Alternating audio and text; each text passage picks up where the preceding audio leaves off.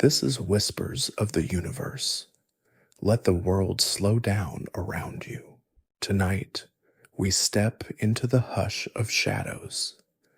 They gather at the edges of things, folding softly around corners, stretching gently across the earth, reminding us that light is never alone. A shadow is born whenever light meets matter.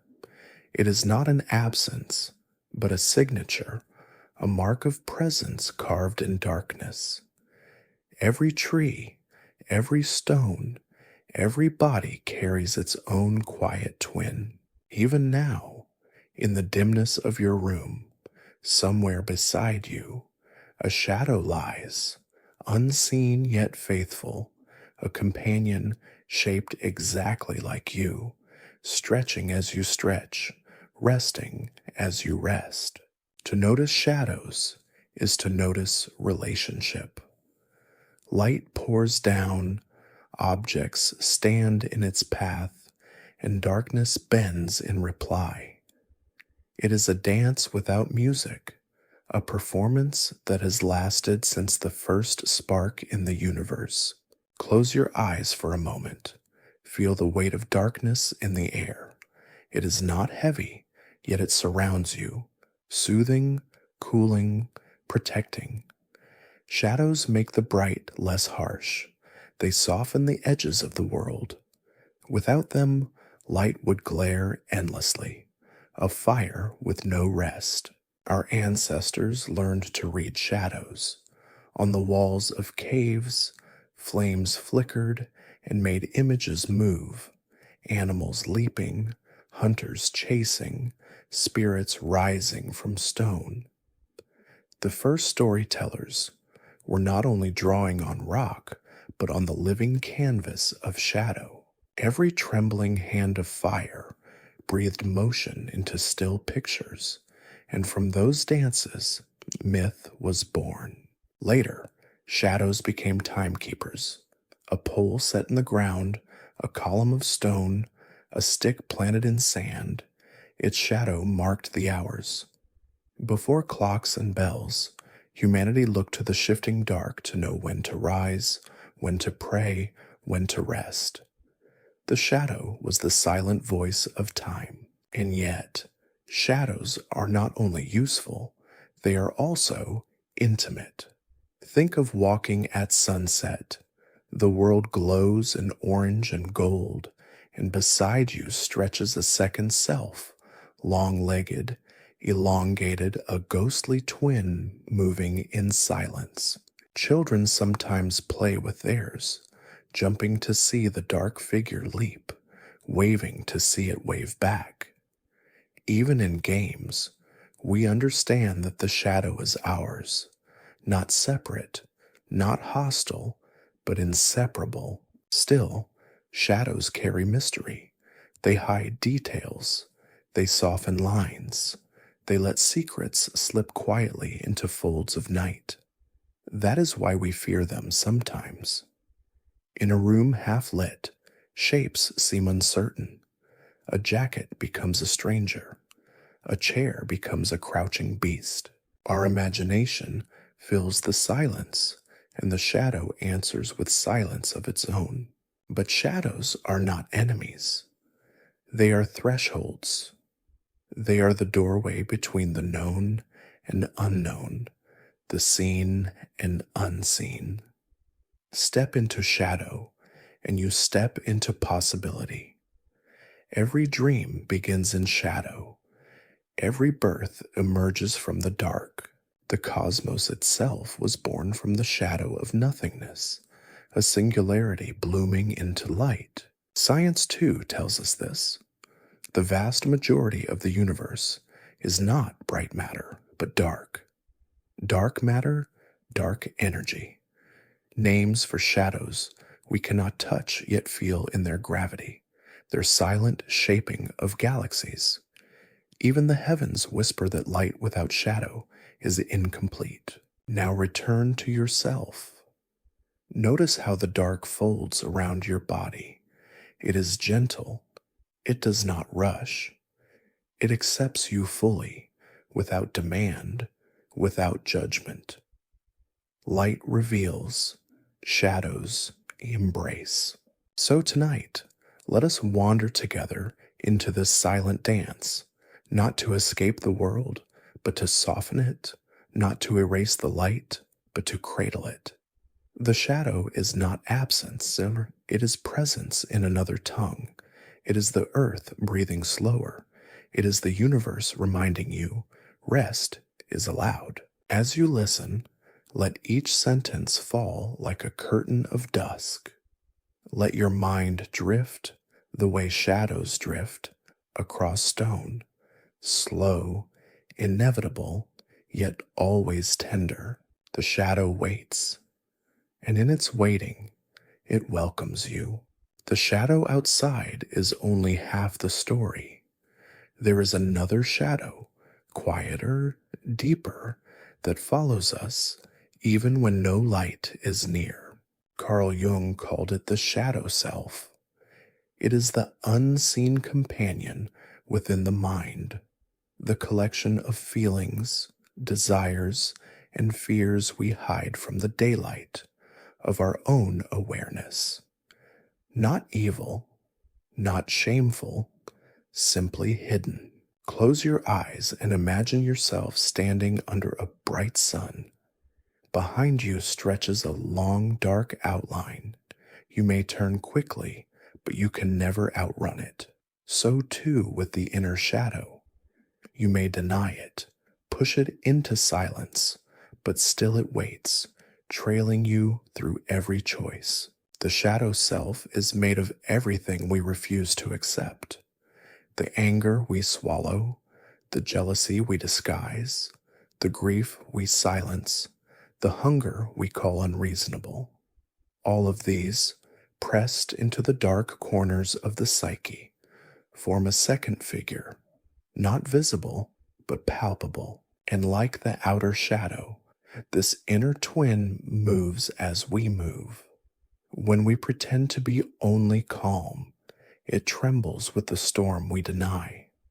When we smile to please, it carries the tears we never shed. It remembers what the daylight forgets. Jung believed that wholeness requires turning toward this shadow, not with violence, not with fear, but with the soft courage of recognition. To say, yes, you are part of me. For only when the hidden is embraced does the self become complete. Think of a forest at dusk. The light fades, but the shapes of trees are still there, outlined in darkness. You cannot erase them by closing your eyes. You cannot silence them by pretending they are gone. The forest exists whether you admit it or not. The shadow self is the same. Psychology gives this mystery a language. Repression, projection, the ways we push our shadow outward. Perhaps you know someone whose anger always blames another, or someone who mocks in others what they secretly fear in themselves. That is the shadow speaking through disguise. We do it too. When we point at someone and say, they are selfish, they are arrogant, they are cruel, we may be naming the traits we have not faced within. The shadow does not vanish. It simply finds other masks. But there is a gentle gift in this. To meet your shadow is to discover its hidden strength. For in anger lies passion. In fear lies caution. In grief lies depth. In desire lies vitality. The shadow carries treasures, wrapped in darkness, waiting to be claimed. Imagine walking into a cave. At first, all is black. Your heart quickens, shapes loom, but then slowly, your eyes adjust. You notice walls of stone, sparkling crystals, hidden pools reflecting light. What was terrifying becomes beautiful. So too with the shadow self. In its depths are gems. Cultures have known this for centuries. In myths, the hero often enters darkness, the underworld, the belly of the beast, the chamber of trials. There they face what they most fear, and in doing so, they return transformed. The cave is never only a prison, it is a womb of change. In daily life, the shadow visits quietly, a sudden burst of irritation, a dream of running from something unseen, a slip of the tongue that reveals what we try to hide. The shadow knocks gently. Will we listen, or will we turn away again? Jung suggested a practice called shadow work, not a grand ritual, not a battle, simply the act of noticing. When you feel envy, ask, "What is this showing me about my longing?" When you feel anger, whisper, "What boundary is asking to be honored?" When you feel fear, wonder, "What part of me seeks safety?" The shadow speaks, not to condemn, but to guide. Even in dreams, the shadow appears, a stranger chasing you, a figure without a face, a friend who suddenly betrays. They are not random images. They are your own unspoken thoughts wearing masks. And though they frighten, they also invite. They ask you to wake not only into morning, but into awareness. So tonight, as you lie in darkness, know this: your shadow lies beside you, not to harm, but to hold the parts of you you have not yet welcomed. It is the keeper of secrets, the guardian of hidden strength, the silent twin who waits for reunion. Listen gently. You may hear it breathing with you. You may feel it stirring in your chest. It is not far. It has never been far, for it is you. And just as the shadow on the ground proves that light is real, the shadow in the mind proves that your soul is whole. Do not fear it. Do not deny it. Step into its darkness with tenderness, and you may find that the shadow is not a curse, but the beginning of healing. From the silent depths of the self, let us now wander outward, into the myths, the stories, the ancient echoes where shadows were not only metaphors of psychology, but living forces in the imagination of humankind. For as long as people have gathered around firelight, shadows have been more than passing shapes. They have been omens, messengers, guardians of secrets, whispers of gods and demons alike. Think of the cave, not just any cave, but the one that the philosopher Plato described more than 2,000 years ago. He asked us to imagine prisoners chained in darkness, their faces turned only toward a stone wall. Behind them burns a fire. Between the fire and the prisoners, other figures walk, carrying objects, casting shadows that stretch across the wall. For the prisoners, those shadows are reality. They know nothing else. They believe the flickering forms to be the whole of existence. Plato told this story to remind us that we too may be bound in ignorance, mistaking shadows for truth. Yet in the allegory, one prisoner escapes. He turns, sees the fire, sees the objects, steps outside the cave into sunlight. At first, he is blinded. The light is painful, but slowly, vision returns. He perceives the real world and realizes that what he once thought was life was only shadow. This tale lingers through centuries because it reveals the double nature of shadows. They can deceive, they can conceal, but they can also be the threshold to awakening. The cave is both prison and doorway. The shadow, both illusion and guide. Other cultures, far from Greece, wove their own myths from shadow. In ancient Egypt, a person's soul was said to have 5 parts. One of them, the shut, was the shadow. It was not a mere reflection, but a vital essence of the individual, capable of following them into the afterlife. A man without his shadow was incomplete. To lose it was to lose a piece of the eternal self. In some African traditions, the shadow is considered proof of life. To cast a shadow means you belong to the living world. A shadowless figure is feared, a ghost, a spirit, a being from beyond. The same belief appears in folklore across the globe. Stories warn of witches who steal shadows, demons who linger where no shadow should be, tricksters who hide in twilight, waiting for the careless traveler. And then there is the shadow of the dead. How many cultures speak of spirits who cling to the edges of light, appearing only as outlines in the dusk?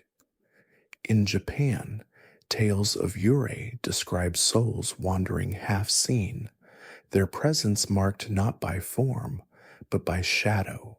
In Europe, medieval chronicles tell of phantom armies, shadow legions passing across hillsides at night. To see them was a warning of war, famines, or plague. Even gods have shadows. In Hindu epics, the goddess Sita, wife of Rama, once created a shadow double of herself, a Chaya Sita, to protect her true form during captivity. It was the shadow who suffered trials, while the real Sita remained untouched. The myth teaches that shadow can serve as shield, a decoy, a veil between the self and harm. And in other tales, shadow is the very substance of magic. Consider the shamans who dance by firelight, their bodies casting long shapes upon the walls of the lodge. The people believe those shadows are not illusions, but the spirits themselves, emerging from the borderland of worlds. To step into shadow is to cross into another reality. There are also darker myths, legends of shadow beings who creep at night, who sit on the chest of sleepers, stealing breath. In Northern Europe, they called it the mare, a nightmare spirit, a shadow pressing down on dreamers, pinning them in silent terror. Even today, science explains it as sleep paralysis, but the imagery remains, a heavy shadow watching in the dark. In the Pacific Islands, some say the shadow can wander from the body while one dreams. It travels to distant places, bringing back visions, warnings, or gifts. To lose the shadow in such travels was dangerous. It meant illness, weakness, or death. The shadow had to be guarded, called home with prayer. Across myth, shadow is never just absence. It is alive. It is identity, soul, omen, spirit. A thing both intimate and other, both you and not you. And notice how these stories mirror our own secret intuitions. We feel the shadow behind us, and some part of us believes it has meaning beyond physics, that it carries weight, that it knows something we do not. Perhaps that is why children fear it instinctively, not because they misunderstand, but because they sense what the ancients sensed. That shadow belongs to another order of reality. Yet myths also show how shadow can protect. The double of Sita, the shadows on the cave wall, the figures in firelight who warn of danger. Shadow is not only threat, it is a teacher in disguise. It tells us that what we see is not all. It whispers that there is more. Imagine now a circle of storytellers in some forgotten century, A single flame rises in the hearth. Behind them, shadows leap and twist. Children watch, wide-eyed, as the tale unfolds. Heroes venturing into forests, gods walking among men, spirits lurking at the edge of sight. The fire crackles, the shadows move, and in those shifting shapes, the children glimpse the presence of worlds they cannot yet name. We too inherit those worlds. When we watch a film, when we read a story, when we dream, the shadows of myth are alive again. They are not relics, they are companions. Every monster in a tale, every ghost at the edge of vision, is a shadow of the human soul, cast outward in story so we might meet it without being consumed. And perhaps this is the great secret. Myths do not fear shadow. They honor it. They weave it into ritual and legend, teaching us that to live without shadow is to live without mystery. In the end, the mythic shadow reminds us that our lives, too, are allegories, that when we feel haunted, we are walking the same paths as heroes and gods, that when we notice the silhouette beside us, we are not alone. We are joined by countless generations who saw in shadow not emptiness, but the handwriting of eternity. So linger here, among the myths, among the fires that burn but never consume, among the caves and the spirits, the gods and the nameless figures in the night. Let the stories wash over you. Let the shadows speak, for in their whisper you may hear the oldest truth of all, that light and shadow are never enemies, but partners in the same dance. Fear often arrives where shadow lingers, not because the shadow itself is cruel, but because our minds weave silence into shapes. From childhood, we know this feeling. A darkened hallway, a closet door left ajar, the outline of a tree outside the window. How quickly the heart races, how quickly the breath shortens, as if the dark itself were alive. And in a way, it is. Not with monsters, but with imagination. The brain is a restless painter. Give it a dim canvas, and it fills the void with creatures. A chair becomes a crouching beast. A curtain becomes a figure waiting. A pile of clothes becomes a stranger watching. The unknown takes form in the half-light. Why do shadows frighten us? Science suggests it is survival. For our ancestors, night was danger. Predators moved unseen. The rustle in the grass, the gleam of unseen eyes, the sudden sound in the dark, all were warnings. Those who startled quickly, who imagined threats in shadows, were more likely to live another day. The instinct remains. Better to fear the branch and survive the tiger than ignore the tiger and perish. Children embody this ancient alertness.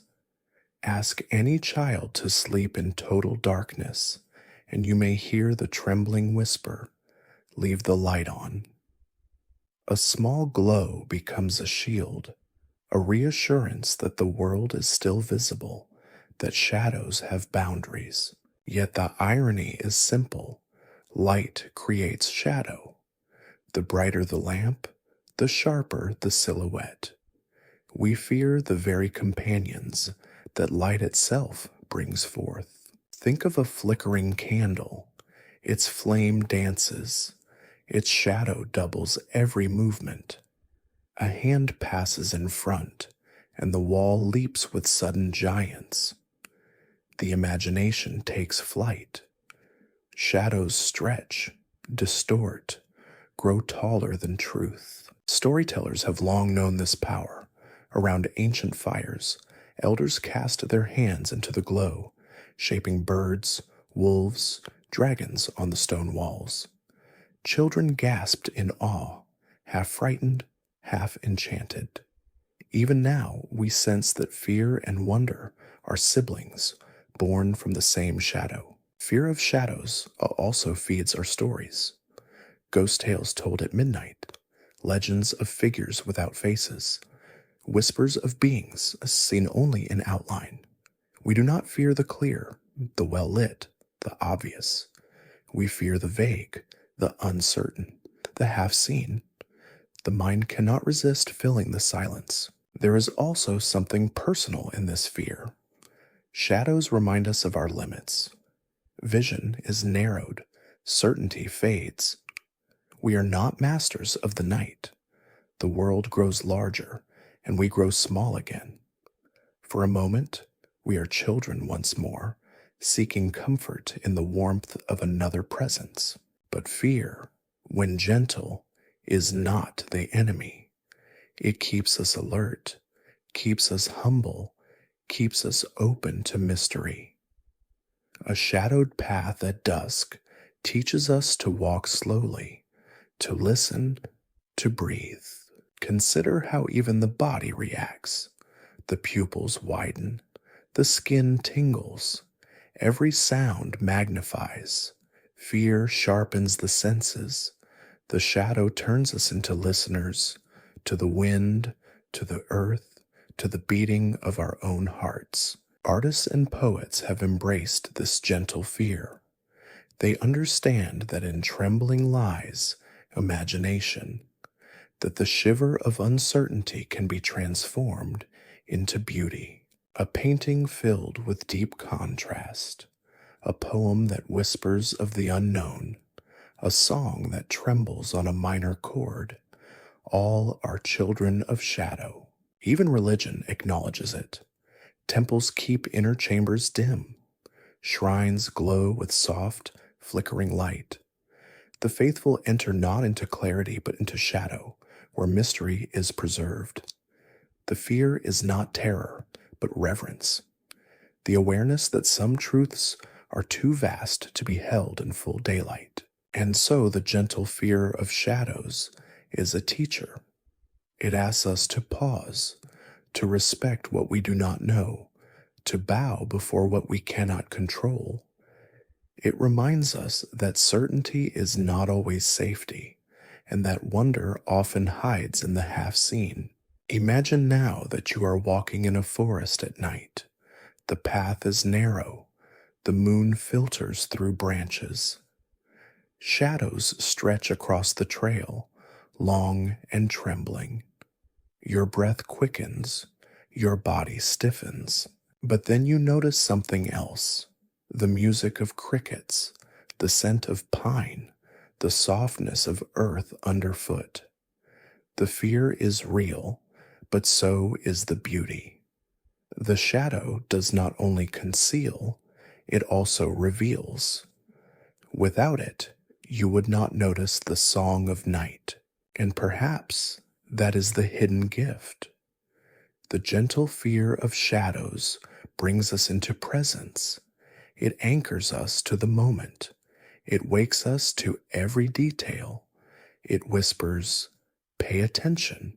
You are alive. You are here." So the next time you feel unease in a dim hallway, in a silent room, in the stretch of dusk, pause, breathe. Let the fear be soft. Let it guide you into listening, into wonder. For the shadows may not hide an enemy. They may hide only the reminder that mystery still exists, that the world is deeper than the eye can see, and that even fear, held gently, can be a form of awe. If fear is the first face of shadow, comfort is the second.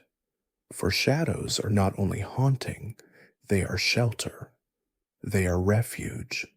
They are the cool breath after a long heat, the silent hand that says, "Rest, you may lay your burdens down." Think of the tree at noon. The sun burns above, merciless and direct. But beneath the branches, where the leaves scatter the light, a pool of shadow waits. Here the air is cooler, the ground softer, the world gentler. Every traveler knows this blessing. Shade is mercy. In deserts, where the sun can kill in hours, a strip of shadow is the difference between life and death. Nomads rest their camels beneath a rock face. Animals hide in burrows. Even the smallest insect seeks the coolness under a stone. Shadow is the planet's great healer, the pause in the relentless blaze. And beyond survival, there is peace.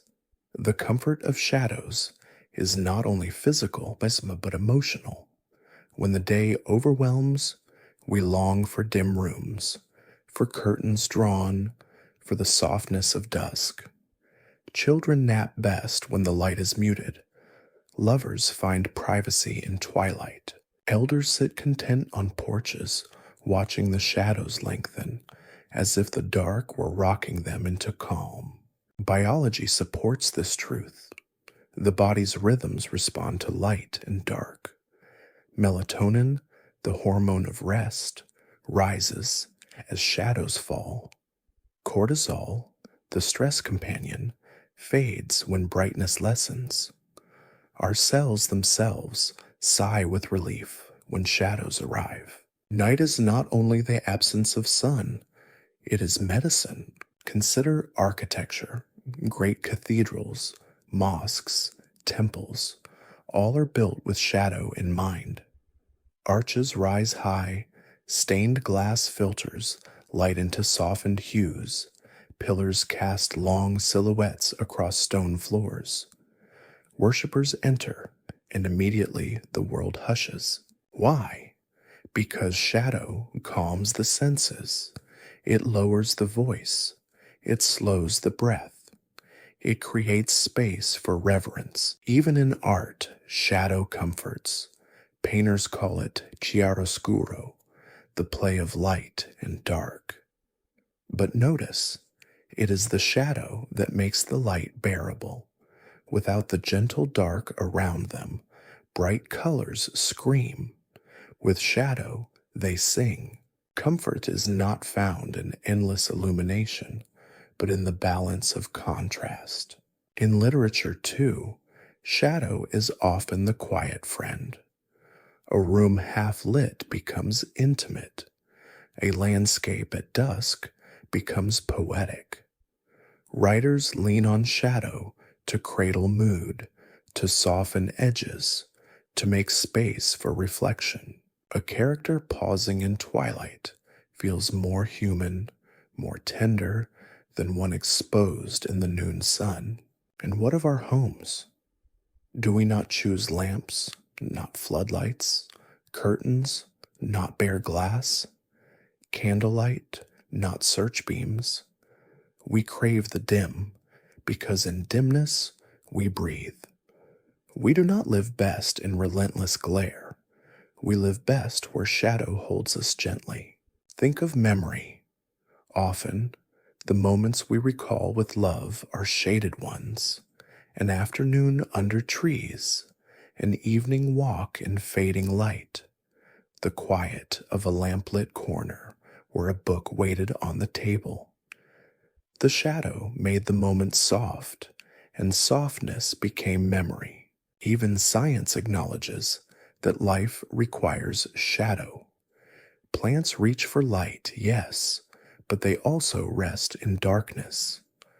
Photosynthesis pauses, and other processes begin. Sleep for the plant, repair for the cells. Animals, too, require the night. Owls, bats, foxes. Entire worlds awaken in comfort of darkness. The ecosystem is not built on light alone, but on the balance of shadow. There is a comfort in knowing that shadows also protect from glare, from exhaustion, from too much clarity. Imagine if everything were visible every moment, every detail. No secrets, no privacy, no pause. Would we not beg for shadow, for mystery, for rest? This is why the bedroom is dim, why lullabies are sung in twilight, why meditation halls use low lamps, why cinema thrives in darkness. Comfort is born where shadow reigns. We surrender to it willingly because it asks nothing, demands nothing, only offers us shelter. In relationships, too, shadow plays its gentle role. Not everything must be spoken. Not every truth must be illuminated. Silence is a kind of shadow, and in silence, friendship deepens, love breathes, trust grows.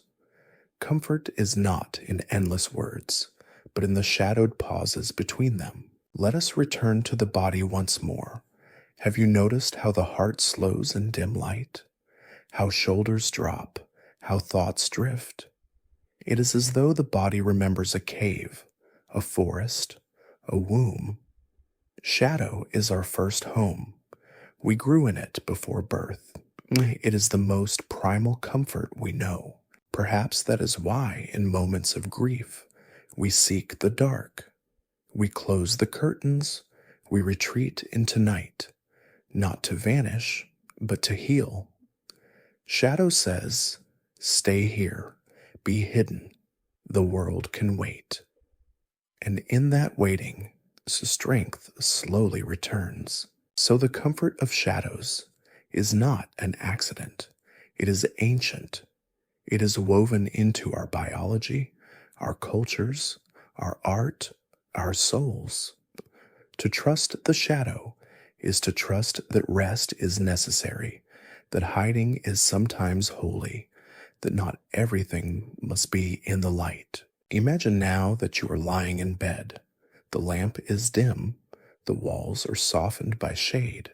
Your own body casts a quiet outline on the floor. Does it feel threatening? No, it feels like company. The shadow is you, beside you, watching over you. Comfort, quiet, faithful. So let us not only fear the dark, nor only revere it as mystery. Let us also love it as refuge, the place where we can lay down the armor, close our eyes, and surrender. For the comfort of shadows is the comfort of being held by night, by earth, by silence itself. Rest, then, rest in the shadow.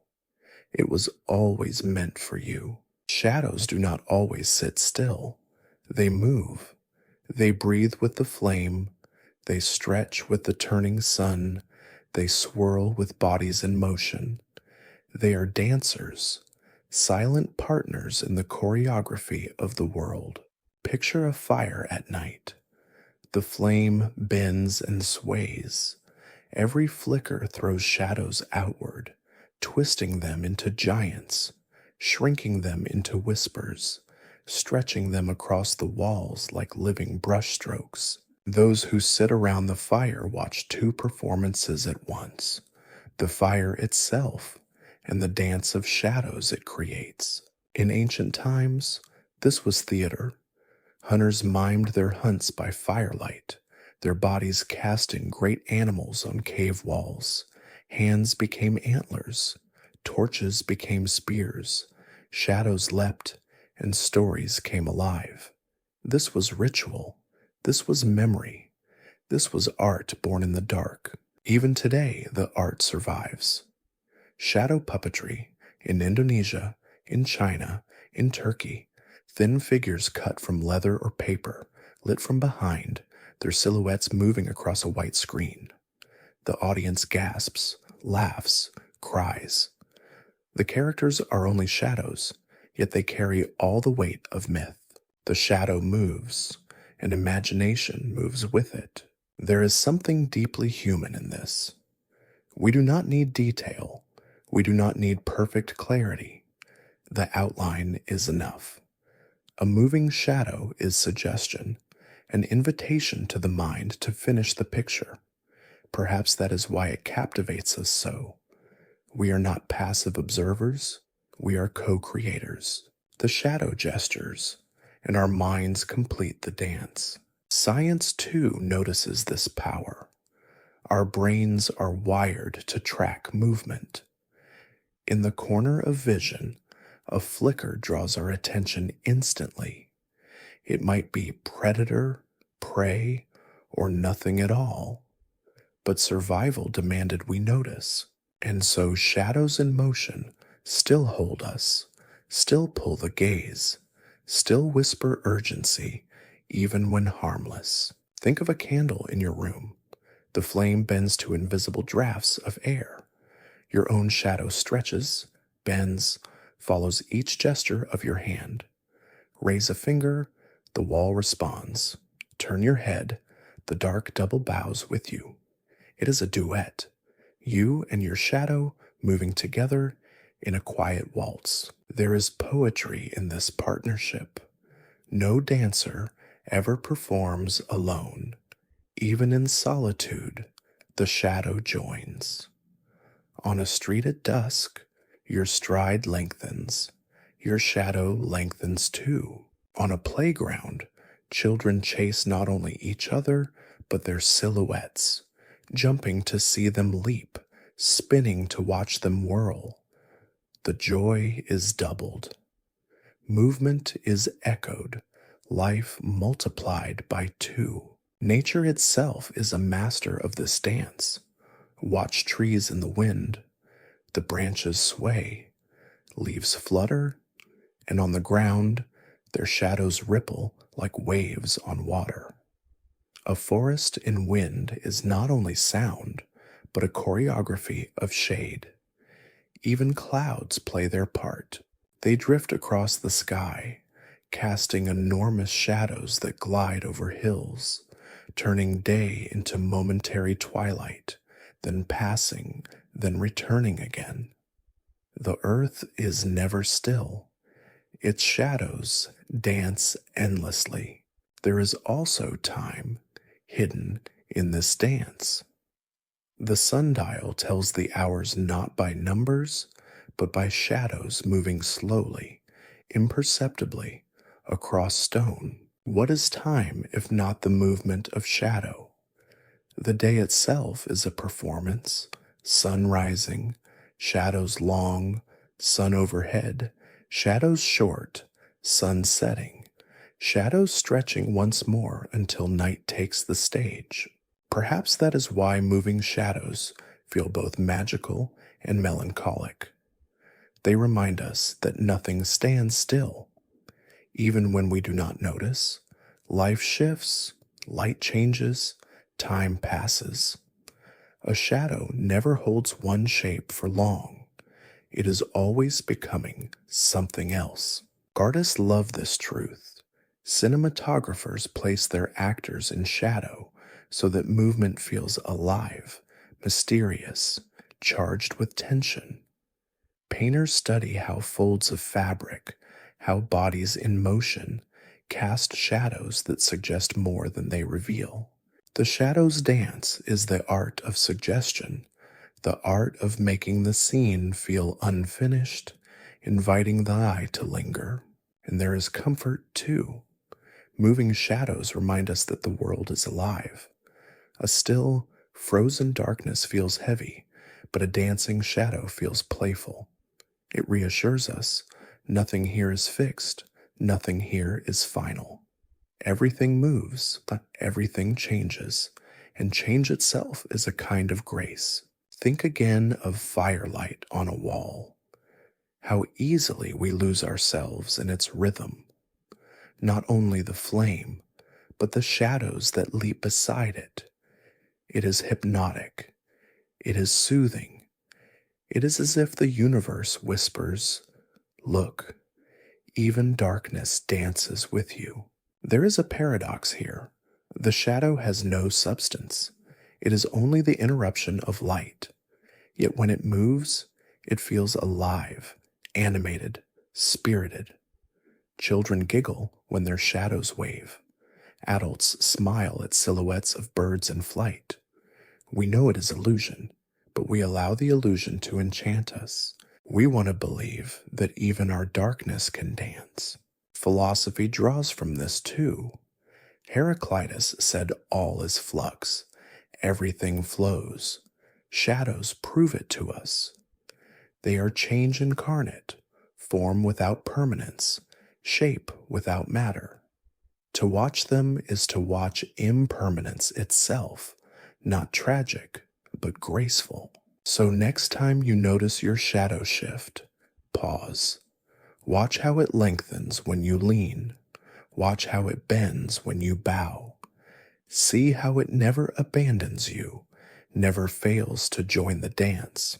The dance of moving shadows is the dance of life itself, ephemeral, ungraspable, yet endlessly beautiful. You may forget it by day, but at night, by the smallest flame, you will see it again. The universe painting stories on the wall, in silence, in darkness, in motion. When the body sleeps, the mind opens its theater.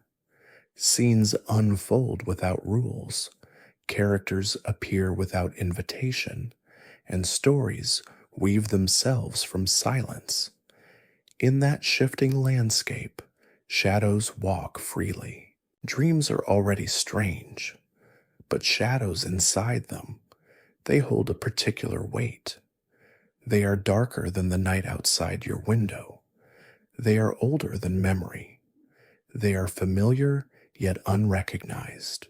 They arrive as figures without faces, as places drenched in dim light, as presences you cannot quite name. Think of a dream you once had.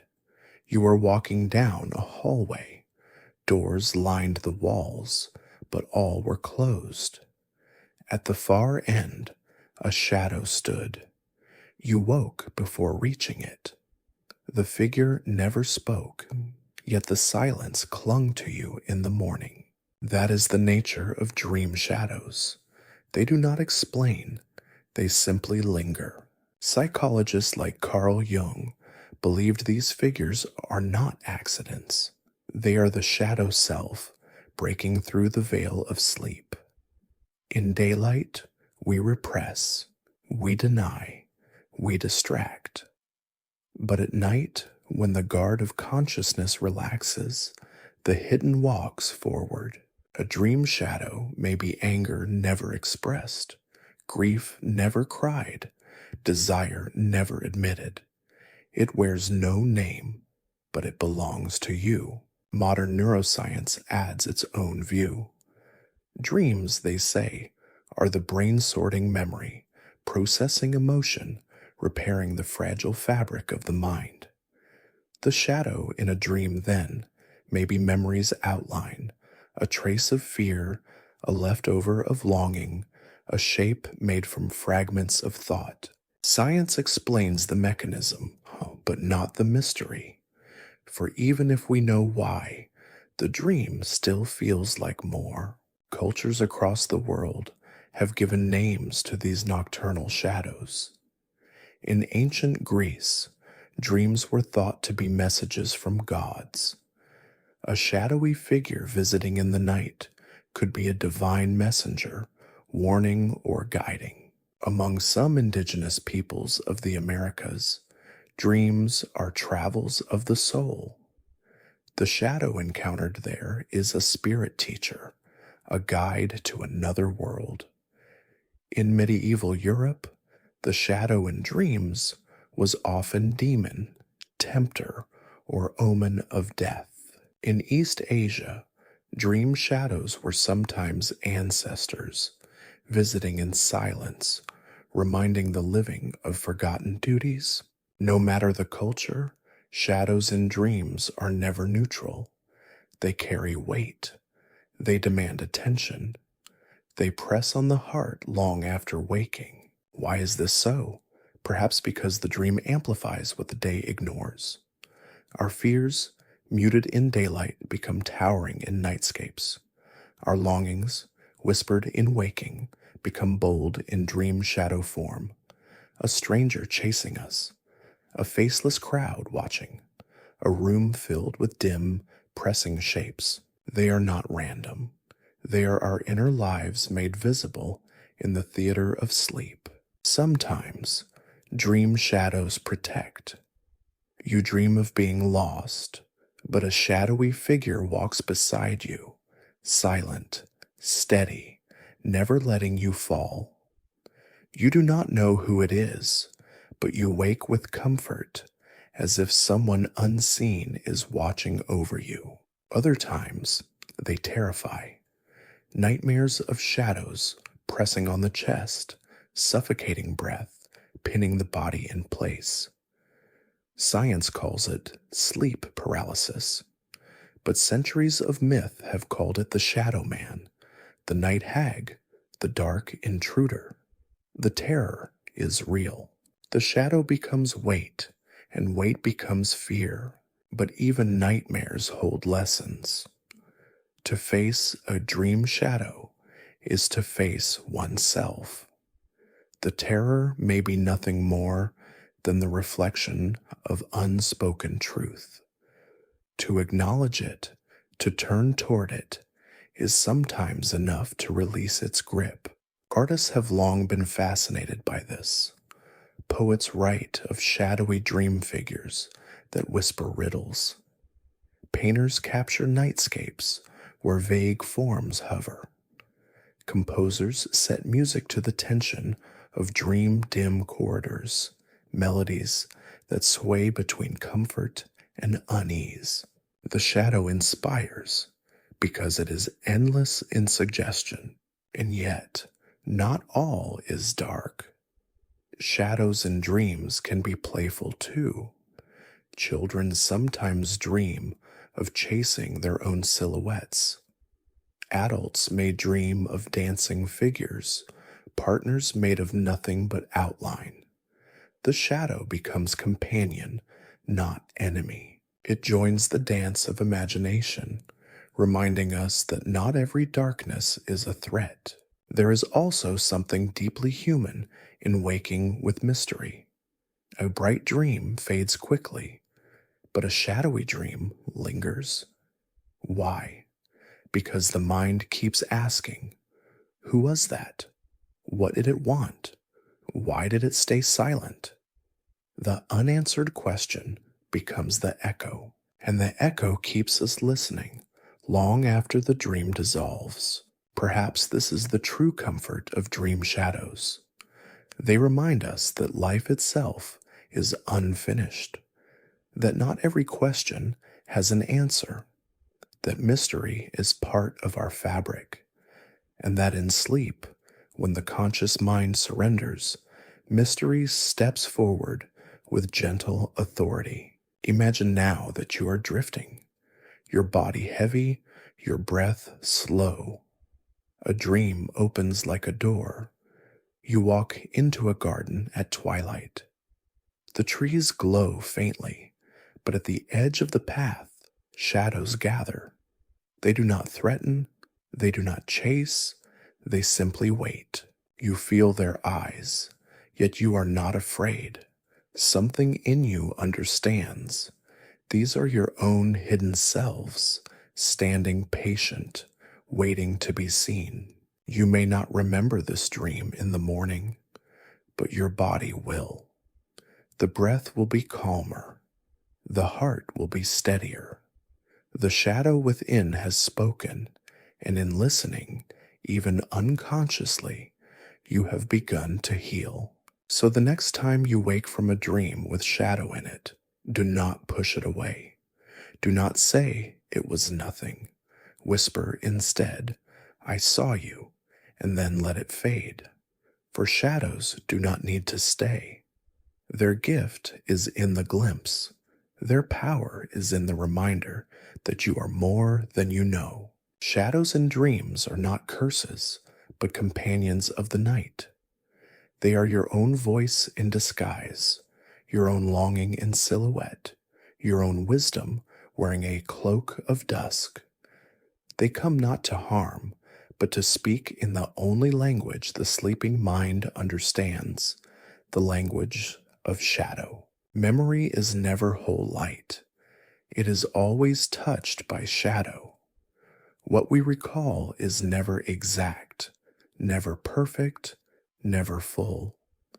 Each memory is a figure half lit, an outline, a silhouette against the brightness of the present. Think back to childhood. Can you see it clearly?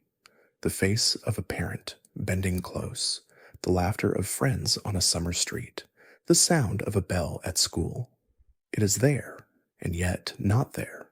Details blur, colors fade, edges soften.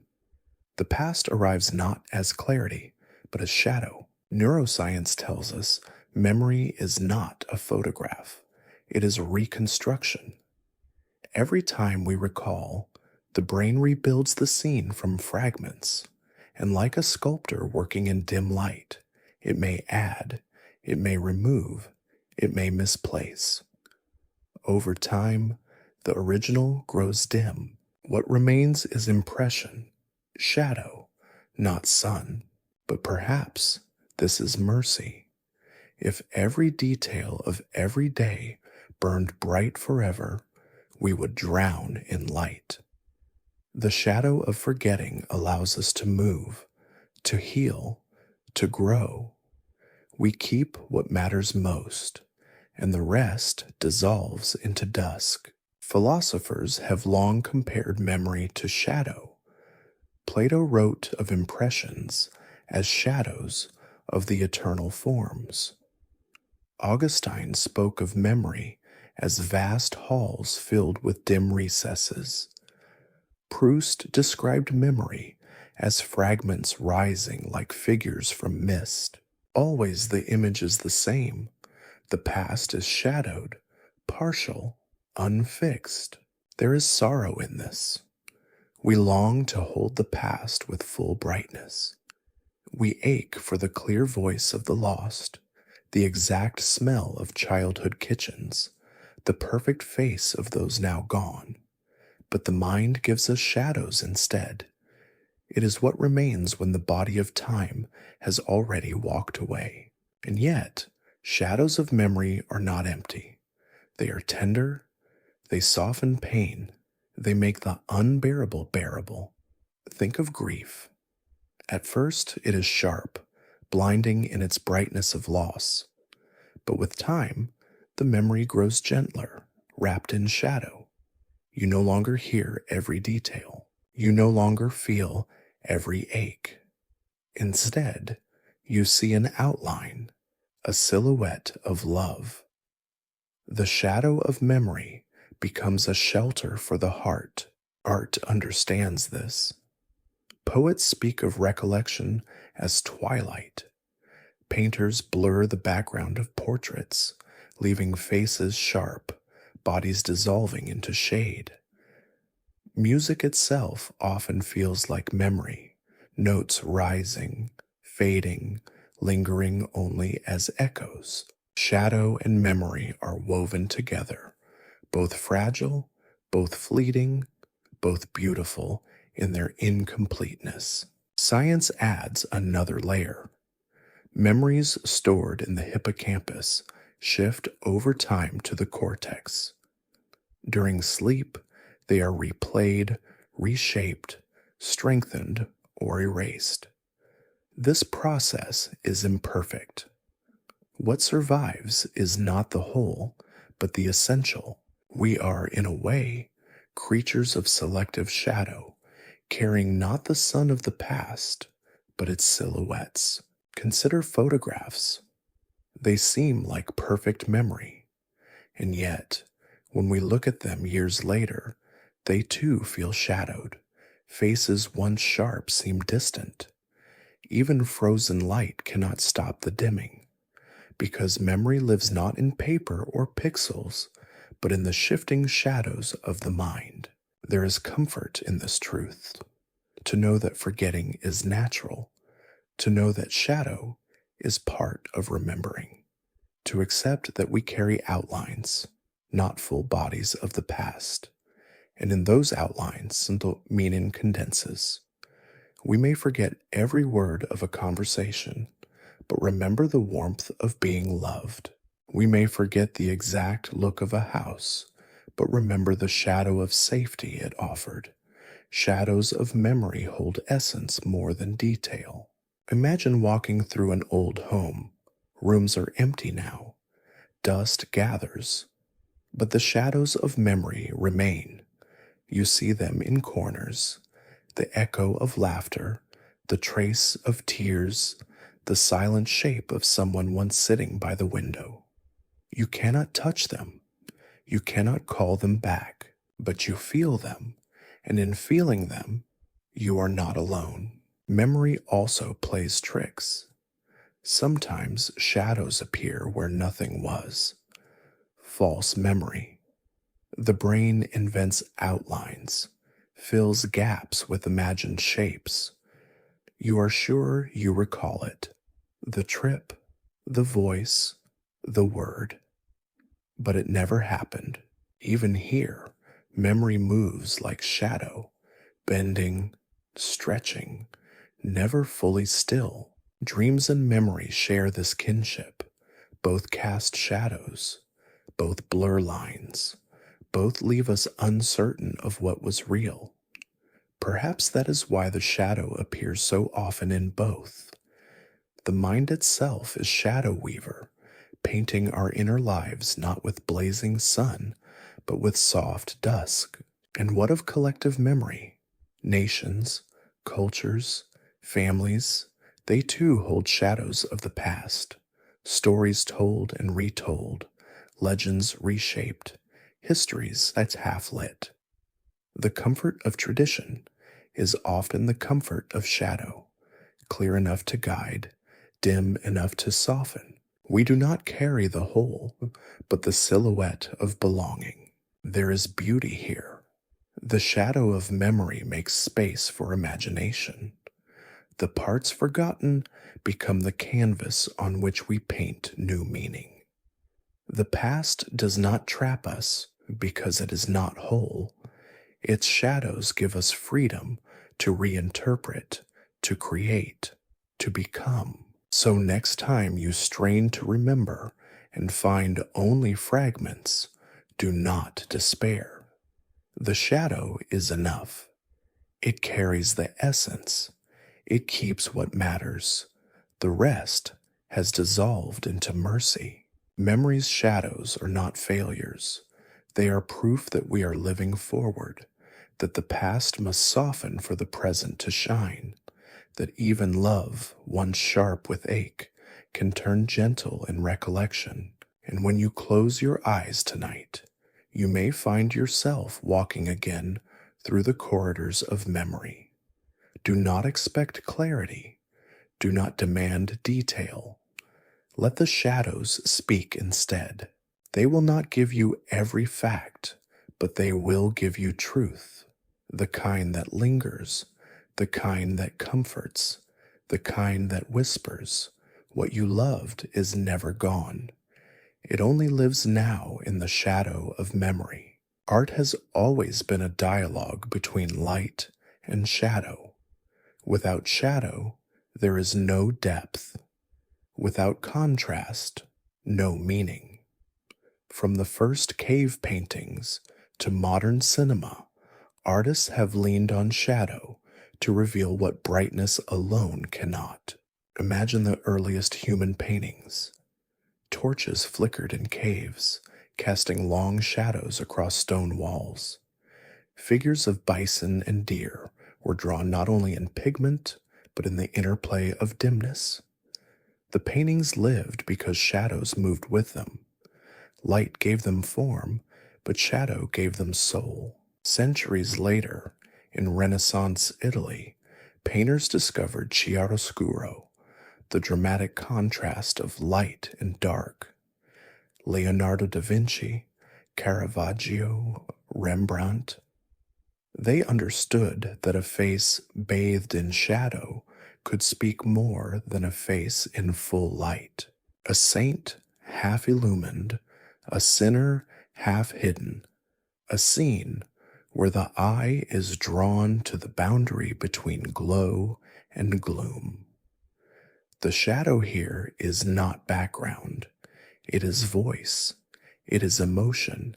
It is story itself. Think of Rembrandt's portraits. The faces glow softly from darkness.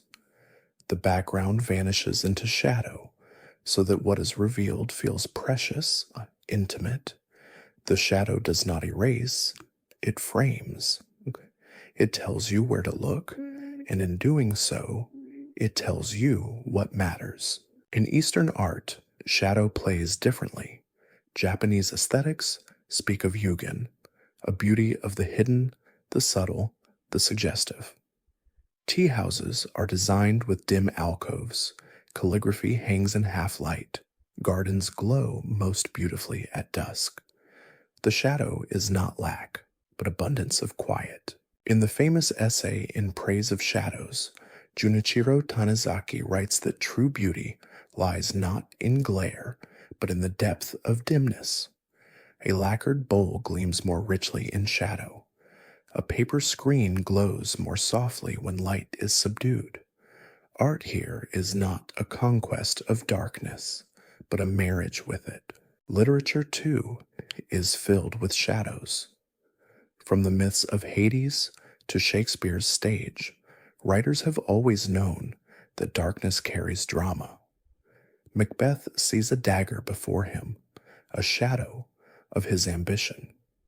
Hamlet speaks of the shadows we are and the shadows we pursue. Stuart, poets whisper of twilight, of silhouettes at the edge of fields, of memories that return as shadows on the wall. Modern literature continues the tradition. Think of Gothic novels where mansions are half lit, corridors echo with unseen footsteps, characters are haunted by shadows of the past. Think of detective stories where figures in trench coats linger in alleyways lit only by street lamps. Think of fantasy where shadows become forces. Sauron in Tolkien, the shadow realm in countless myths. Writers lean on shadow because it is the natural language of mystery. But shadow in literature is not always menace. Sometimes it is tenderness. A memory softened by time. A lover described not in full detail, but in the curve of silhouette at sunset. A city remembered as glowing outlines, not sharp clarity. Shadows on the page remind us that what is left unsaid can speak louder than what is spoken. Consider poetry. Haiku often evokes shadow, an autumn evening, a crow on a withered branch, a lantern flickering in the dark. The image is minimal, but the shadow it suggests opens endless feeling. Poets trust the reader's imagination, just as shadows trust the eye. Cinema may be the most shadow-rich art of all. Film noir is practically built from it. Dark alleys, blinds casting striped shadows, faces half-lit by neon. Suspense lives in shadow. Even today, thrillers and dramas use darkness more than dialogue. A door opens onto a dim room. We hold our breath. Not because of what we see, but because of what we cannot. Science fiction, too, relies on shadow. Spaceships drift past stars, their hulls gleaming only in partial light. Alien worlds are revealed not by full sun, but by mysterious dusk. Even superheroes embrace shadow. Batman, the Dark Knight, born entirely from the idea that shadow itself can be justice. Why does shadow captivate artists? Because it mirrors life. We are not beings of constant clarity. We are outlines, half known to ourselves. Art that acknowledges shadow feels truer than art that denies it. In every canvas, poem, stage, or screen, shadow is the reminder that mystery is part of reality. There is also comfort here. A story bathed in shadow feels more intimate, more private. We lean in, We listen closer, just as a dimly lit room makes a whisper more powerful than a shout. Shadows in art invite us to participate. The painter does not reveal everything. The writer does not explain fully. The director leaves space in the frame. And so our minds step in, filling the dimness with our own visions. This is why art lasts, because shadow leaves room for each viewer, each reader, to bring themselves into it. And so, in art and literature, shadow is not absence. It is presence that invites. It is mystery that opens. It is the silence between notes, the pause in poetry, the dimness that lets the soul breathe. So next time you stand before a painting, notice the dark behind the figure. Next time you read a poem, notice the words not written, the spaces left empty. Next time you watch a film, notice how the half-lit scene makes you lean forward. This is the language of shadow. This is how art speaks in whispers. And perhaps, when you close this book of night, when you drift toward sleep, you will realize your own life is art as well. Your memories painted in chiaroscuro, your dreams written in twilight, your days unfolding as novels half in sun, half in shadow. And in that balance, beauty is born. Step outside, and the world is filled with shadows. They stretch across fields, hide beneath leaves, glide over mountains, drift with clouds. Nature itself is a vast theater where light and dark dance together. Begin with the forest. When the sun climbs high, its light filters through branches, breaking into streams and fragments. Every leaf casts a shadow, each overlapping the next, a lacework of shifting patterns. Look down at the ground, and you see thousands of tiny silhouettes, each trembling with the wind. The forest floor is never still. It ripples with the dance of shadows. Animals live within this dimness. Deer move cautiously in dappled shade, camouflaged by broken patterns of light. Predators use shadow as cover, waiting, watching. Insects cling to the underside of leaves, safe from the burning sun. The shadow here is survival. It is strategy. It is life's natural shield. Walk to the desert, and the story changes. The sun is merciless, the heat unforgiving. Here, shadow is salvation. Rocks throw cool pools upon the sand. Canyons carve deep pockets of shade where plants cling to moisture. A traveler crossing dunes longs not for more sun, but for the mercy of a single shadow. To step into it is to feel the body sigh with relief. In such places, shadow is not metaphor, it is breath. It is the difference between life and death. Climb into the mountains. As dawn breaks, shadows of peaks stretch for miles. Valleys remain in darkness long after sunrise, while ridges glow golden. To stand on a summit at evening is to watch the mountain cast its own giant silhouette across the land below. This is grandeur. This is power. Shadows that remind us the earth itself is vast enough to darken the sky. And then the clouds. How gently they pass, how lightly they carry their shadows across fields and seas. From an airplane window, you can see them drifting, patches of moving dimness on the water far below. Farmers look to these shadows with hope, for where cloud shadow lingers, rain may follow. Children run through them and play, sunny one moment, cool the next. The shadow of a cloud is the sky reaching down to touch the earth. Water holds shadows too.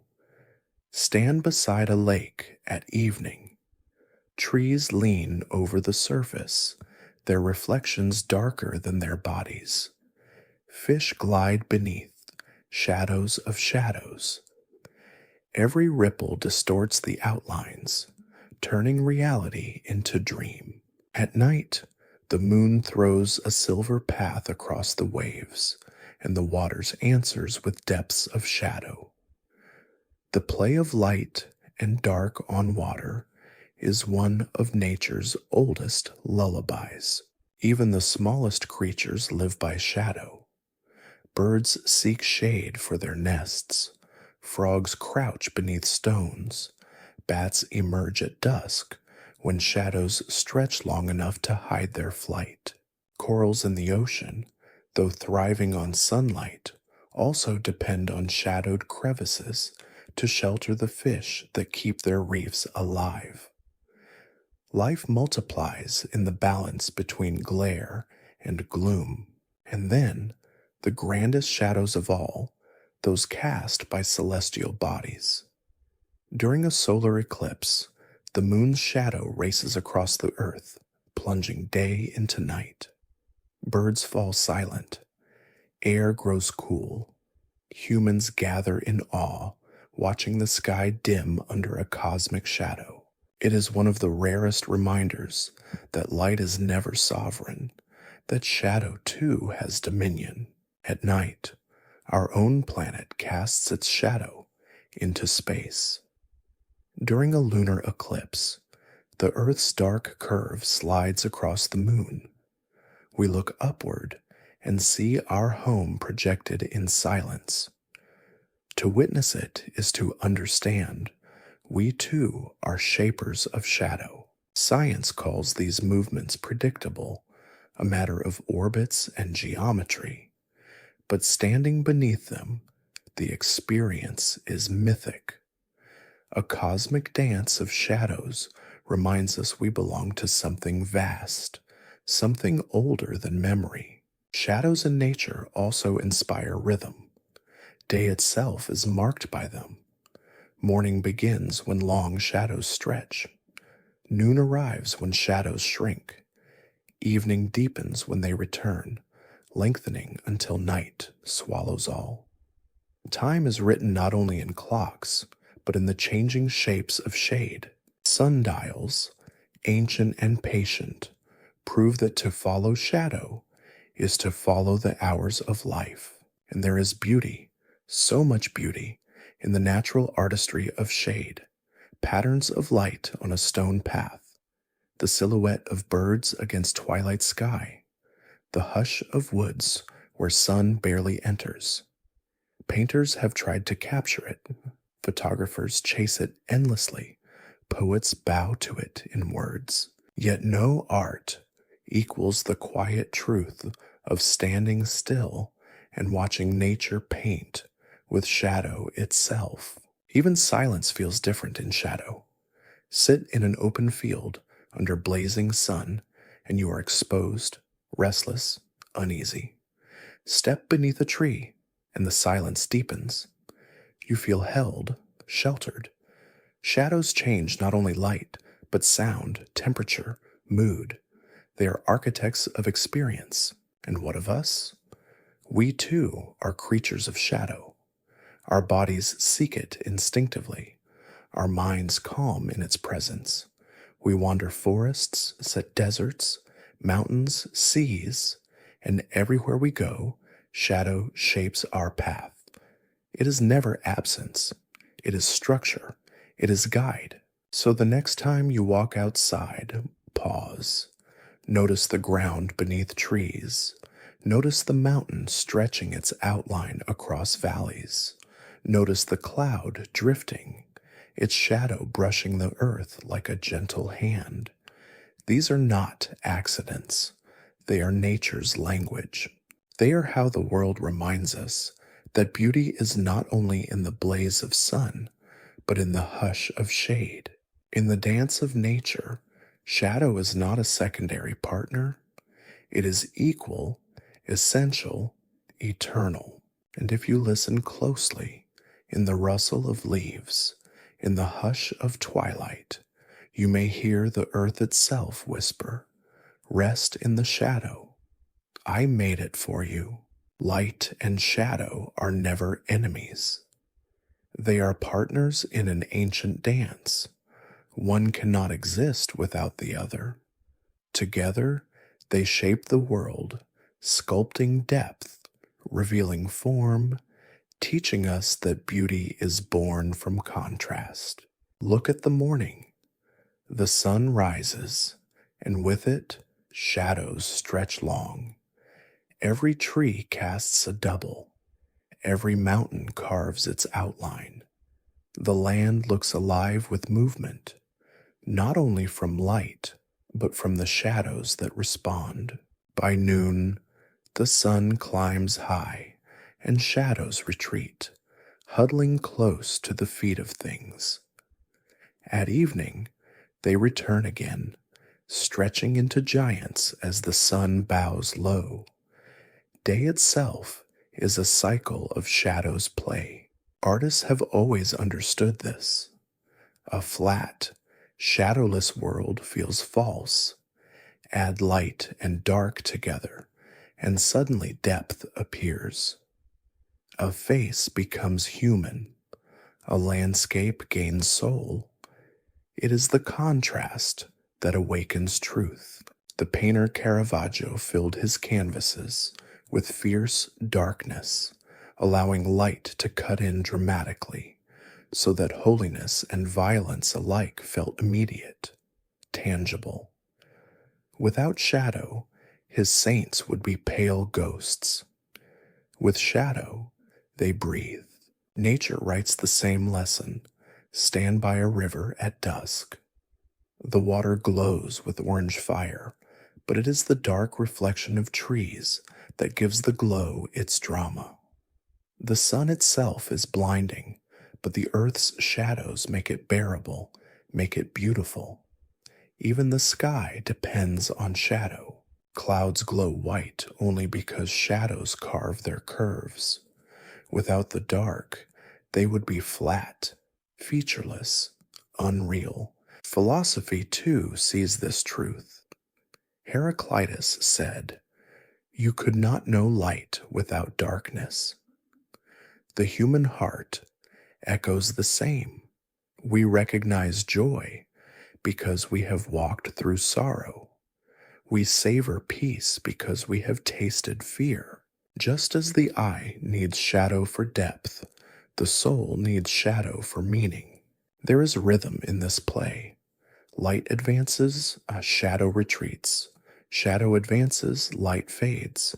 Neither wins, neither loses. It is not war, it is balance. The sun falls, but the moon rises. The moon dims, but the stars emerge.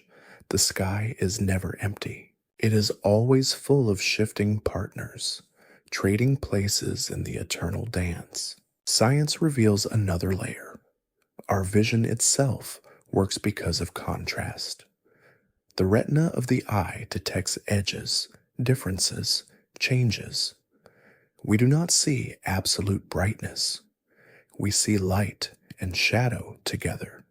Without shadow, the world would dissolve into blinding sameness. Perception requires difference, and difference requires darkness. Even language remembers this. We speak of light of truth and shadows of doubt. We say, cast light on a mystery, or darken the mood. Our metaphors remind us daily. We think in contrast. We live in contrast. It is woven into how we describe knowledge, love, fear, hope. Consider music. Though not made of light, it too needs shadow. Sound alone is not enough. Silence gives it meaning. The pause between notes is the shadow of music, and without it there is only noise. So too in life. Our pauses, our silences, are the shadows that make our days melodic. There is also tenderness here. Light alone can be harsh. Shadow softens it. Too much truth at once can wound. Shadow teaches patience, teaches us to see gradually, to adjust, to absorb. This is why candlelight feels intimate, why dusk feels calming. The play of shadow makes light kind. Think of lovers walking in twilight. Their faces are not clearly seen, but in that dimness, they look at each other more tenderly. The shadow protects them, gives them privacy, turns the world into a smaller, more sacred stage. And what of memory? It too plays with light and darkness. Bright details fade, but shadows of feeling remain. We do not remember every fact, but we recall the mood, the outline, the impression. Memory itself is chiaroscuro. There is a sacredness in this interplay. Religions across the world use the shadow as part of ritual. Temples are half lit, candles flicker against stone, worshippers bow in the quiet of dimness.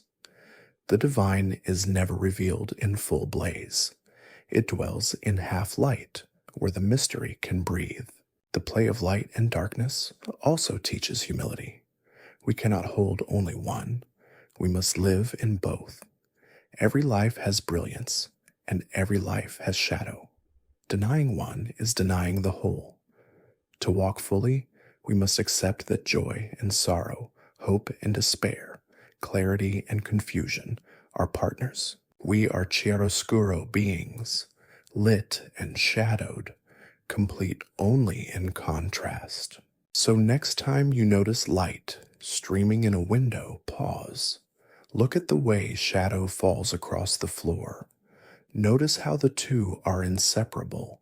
Notice how the shadow makes the light sharper, and how the light makes the shadow softer. This is the lesson of the world, that beauty is not in one or the other, but in the play between them. And as you rest tonight, may you remember, your life, too, is such a play.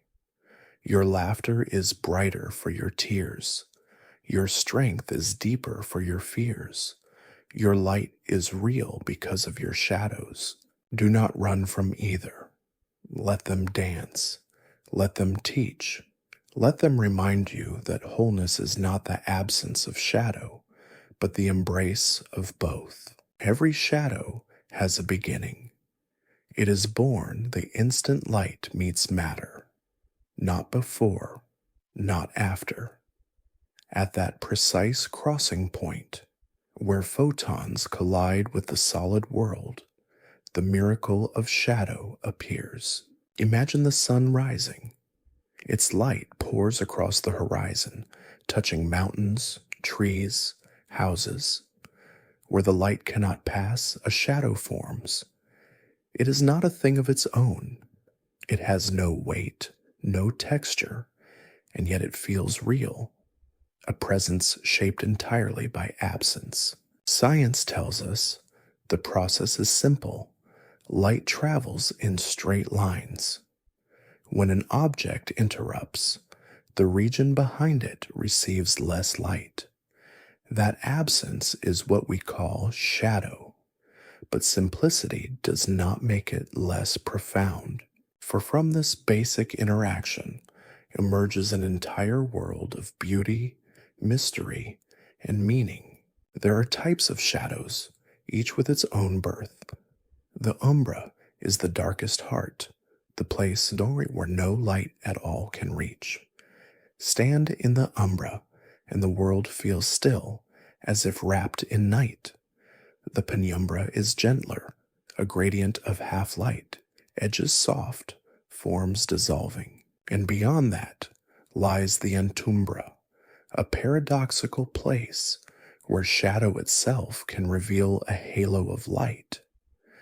Eclipses show us this dance. The sun, the moon, the earth, casting shadows vast enough to cover continents. Think of a candle. Hold your hand before it. On the wall appears an umbra, the clear, dark shape of your hand. But notice the edges blur into penumbra, a soft transition as if the shadow is breathing. From one flame, an entire universe of gradients is born. Shadows also change with distance. Hold your hand close to the wall, and the outline is sharp, as if carved in stone. Move it back, and the edges fray, expanding, dissolving. The shadow grows larger than the hand itself, as if reaching beyond its maker. So the birth of shadow is never static. It evolves, stretches, becomes something more than origin. Philosophers saw meaning here. A shadow is proof of presence. It declares, something stands here, blocking the light. Even if the object is unseen, its shadow reveals it. Yet at the same time, a shadow is proof of absence. It is light denied, emptiness given form. How strange that one phenomenon can be both evidence and illusion, presence and negation. The ancients noticed this paradox. In Egypt, the shadow, was a part of the soul. It was born with you and stayed with you, a constant witness. In other places, a man without a shadow was seen as unnatural, perhaps cursed, perhaps divine. The birth of shadow was the birth of identity. Even today, we sense this. Photographs without shadow feel flat, lifeless. Rooms without shadow feel sterile, uncomfortable. We do not say it aloud, but we feel it. Shadow is part of reality's authenticity.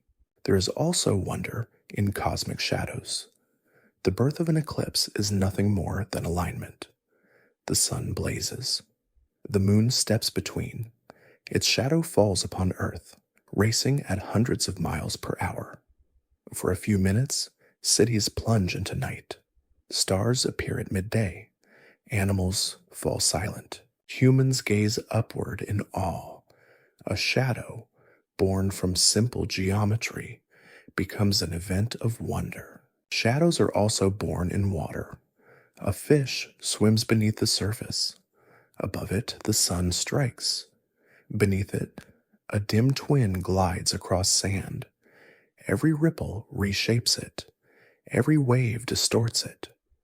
The fish is real, but so too is its phantom, born new with every moment. Children know the magic instinctively. They chase their shadows across sidewalks, laughing as the figures run with them. They wave to see their silhouettes wave back. They jump to see them leap. The shadow is born from light, but it feels alive. A friend born every morning, dying every night, only to return again at dawn. There is tenderness in this rhythm. Each day, shadows are reborn, not once, but endlessly. Every sunrise brings new outlines, new lengths, new shapes. The world is never without shadow, yet never with the same shadow twice. Birth is not always gentle. Shadows can startle. A sudden movement, a flicker in the corner of vision, makes the heart race. Why? Because shadows are born instantly. They appear without warning. A bird flies overhead, and a dark figure rushes across the ground. The body reacts before the mind explains. Even here, shadow reveals its primal power. And yet, shadows teach us trust. We know they will return. Noon may shorten them, night may erase them, but they are faithful. The cycle of their birth is eternal. As long as light exists, so will shadow. Think of your own shadow at sunrise. It stretches impossibly long, taller than buildings, longer than streets. You feel small, yet also infinite.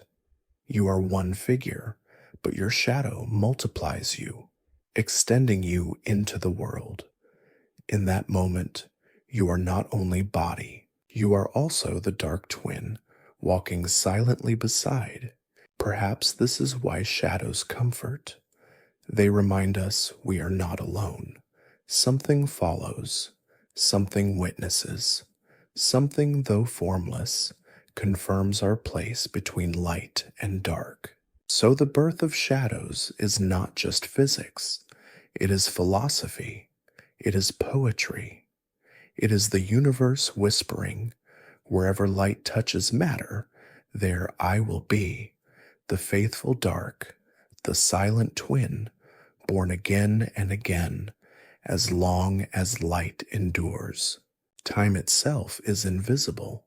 We cannot touch it, cannot hold it, cannot stop it.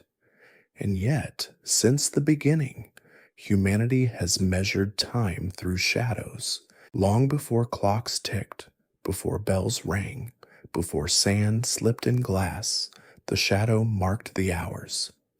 A stick planted upright in the earth, the sun rising, climbing, falling, the shadow stretching, shortening, stretching again. This was the first clock, a sundial written on soil. At dawn, shadows are long. They point west, as if night itself is retreating. By noon, they crouch close, barely visible, as if the world is pausing. At evening, they reach eastward, long arms pulling the day into dusk. Time is drawn not in numbers, but in lines of darkness. Civilizations built monuments to this truth. In Egypt, obelisks rose toward the sky, their shadows sweeping like hands of stone. In China, great gnomons were carved, giant poles measuring solstices and equinoxes. In Greece and Rome, sundials adorned plazas, public reminders that the march of shadow was the march of life. Even today, we can look at our own shadow and tell the hour. We are walking sundials, our bodies casting time upon the earth. Each step leaves not only a footprint, but a moment measured in shade. But shadows of time are not only science, they are poetry.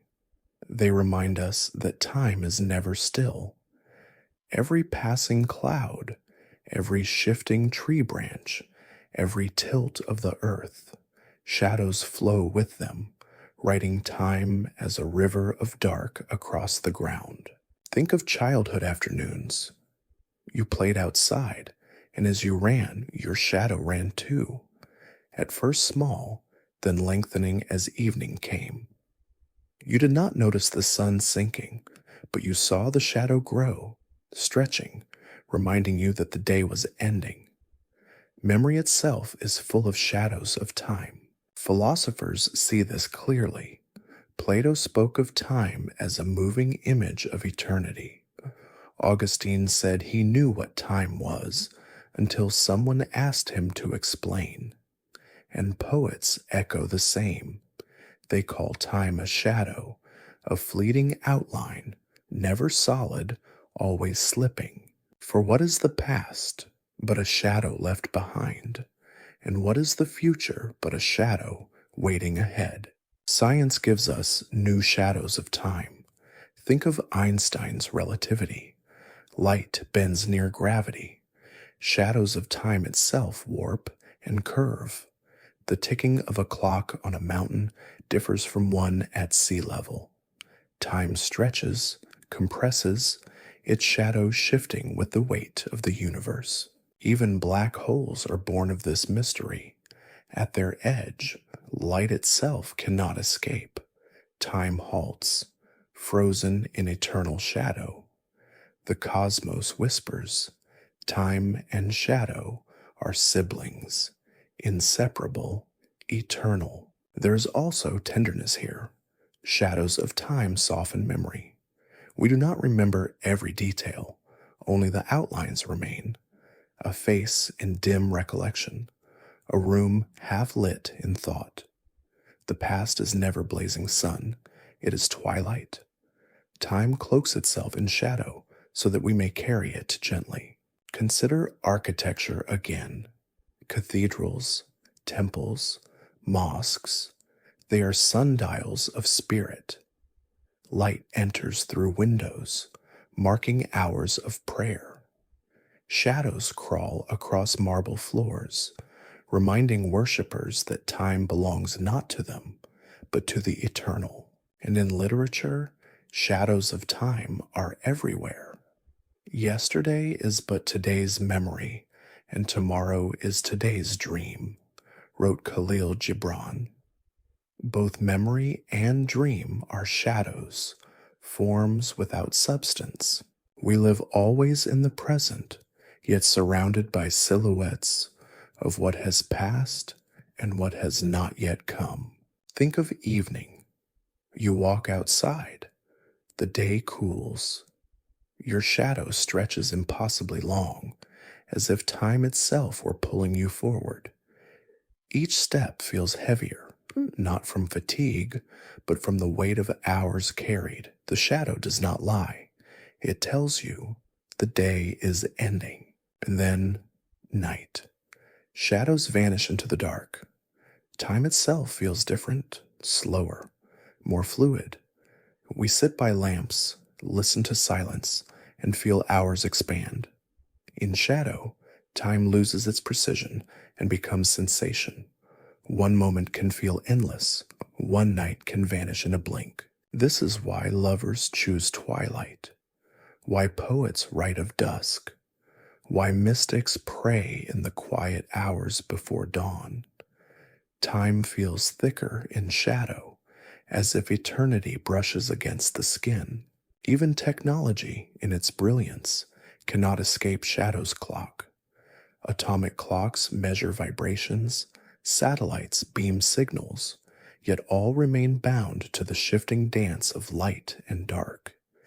Every orbit of Earth, every tilt of its axis, casts shadows that define calendars and seasons. We are not masters of time. We are readers of its shade. And so, the shadow of time is both gentle and stern. It comforts us with rhythm. It reminds us that morning will come, that evening will return, that seasons will cycle faithfully. But it also warns, all things pass. Noon cannot last forever. Evening must fall. Every life, like every day, stretches its shadow long until night embraces all. Perhaps that is why shadows of time feel so sacred. They are more than marks on the ground. They are the handwriting of the universe, the silent script that tells us life is fleeting, but beautiful in its fleetingness. So the next time you notice your shadow, pause. See not only your body's twin, but the hour it carries. Notice the length, the angle, the way it writes time upon the earth. For in that dark figure is the story of your day, the rhythm of your life, the reminder that to live fully is to honor the shadow of each passing moment. Lift your gaze beyond the earth, and shadows still follow. For even among stars and galaxies, darkness plays its endless part. The cosmos is not only light, it is woven from shadow, vast enough to cradle entire worlds. Begin with the eclipse. Few spectacles reveal cosmic shadow so dramatically. The sun blazes, yet for a brief moment the moon steps in. Its body blocks the light, casting a shadow that races across the earth at hundreds of miles per hour. Day plunges into night. Birds fall silent. Animals grow restless. Humans gather in awe, their hearts pounding as the world changes. This is no ordinary shadow. It is the marriage of celestial bodies, geometry drawn on the canvas of sky. The umbra falls, and within it we are reminded even the sun can be darkened. Stand within totality, and you see a sight impossible elsewhere. The corona of the sun, a crown of fire normally hidden, flames out from behind the moon. Stars appear in midday. Temperature drops. The crowd gasps, then whispers. For a few minutes, we stand inside the cosmic shadow and feel the immensity of space. The lunar eclipse is its twin. This time, the Earth steps between sun and moon. Our planet's shadow stretches outward, covering the moon in a slow red veil. We look up and see ourselves, our own world, casting shape upon the heavens. To witness this is humbling. We are not only bathed in light, we also give birth to shadow. The earth, in silence, writes its dark signature across the night sky. Beyond eclipses, shadows weave everywhere. Planets cast them on moons. Moons cast them on planets. Satellites slip through them. Every orbit creates new geometry of light and dark. Astronauts aboard the International Space Station watch night sweep across continents in minutes. Half the Earth shines, half rests in shadow. The line between day and night, called the terminator, is a shadow boundary always circling the globe. Our planet lives in this eternal division, a half-lit, half-dark sphere spinning in balance. Look further, and shadows stretch across galaxies. Great clouds of dust obscure starlight, carving dark rivers in the Milky Way. Telescopes show pillars of creation, vast columns where stars are born, yet their true shapes emerge only because shadow defines their edges. Even the cosmos paints with contrast, but there are deeper shadows still. Cosmology whispers of dark matter. It does not shine, it cannot be seen, and yet its gravity bends galaxies, holds clusters together, shapes the universe itself. We cannot touch it, but we feel its pull. It is a shadow substance, making up more than 5 times the mass of everything we see. Then comes dark energy, an even greater mystery. Not only unseen, but expansive. It pushes the universe outward, faster and faster. We name it dark not because it is evil, but because it is unknown. A cosmic shadow, vast, invisible, yet undeniably real. So the greatest truths of the universe are not in the light of stars, but in the shadows that surround them. We are luminous beings, living in a cosmos built mostly of the unseen. Philosophers marvel at this. The cosmos reminds us that what we cannot see may be more powerful than what we can, that mystery outweighs clarity, that absence holds presence.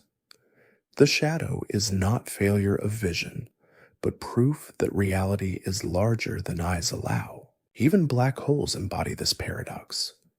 Born from collapsed stars, they are regions where gravity is so fierce that even light cannot escape. What is a black hole but shadow incarnate? Not shadow on a wall, but a shadow on space itself. At their center, time slows, space bends, light vanishes. Yet around them, galaxies dance, stars whirl, matter streams in rivers of fire. The greatest engines of the universe are powered by shadows. And here lies awe. We exist because of them. Galaxies form because dark matter held them. Stars ignite in contrast to the void. Planets thrive in balance of day and night. Life itself depends on shadow. Without the coolness of darkness, the earth would scorch. Without cycles of night, cells could not rest. Cosmic shadows do not only exist, they sustain us. Imagine standing in a desert at night. Above you, the Milky Way arcs, a river of stars across black sky. But notice, the river glows only because the darkness behind it is vast. Every point of light is framed by infinite shadow. Without the dark, the stars would be invisible. It is the void that makes the fire visible. This is the cosmic truth. Light and shadow are not opposites. They are partners in creation. The birth of stars requires void. The birth of galaxies requires dark matter. The beauty of night requires space vast enough to cradle their shine. Poets sense this. They write of the night sky as a mirror, a velvet canvas, a dome where eternity whispers. But beneath their words lies a deeper knowing, that shadow itself is divine, not lesser than light, but equal, infinite, necessary. So the next time you look upward, do not see only the stars. See the black between them. See the cosmic shadow that holds them in place. See the invisible that outweighs the visible. And know this, you too are part of that balance.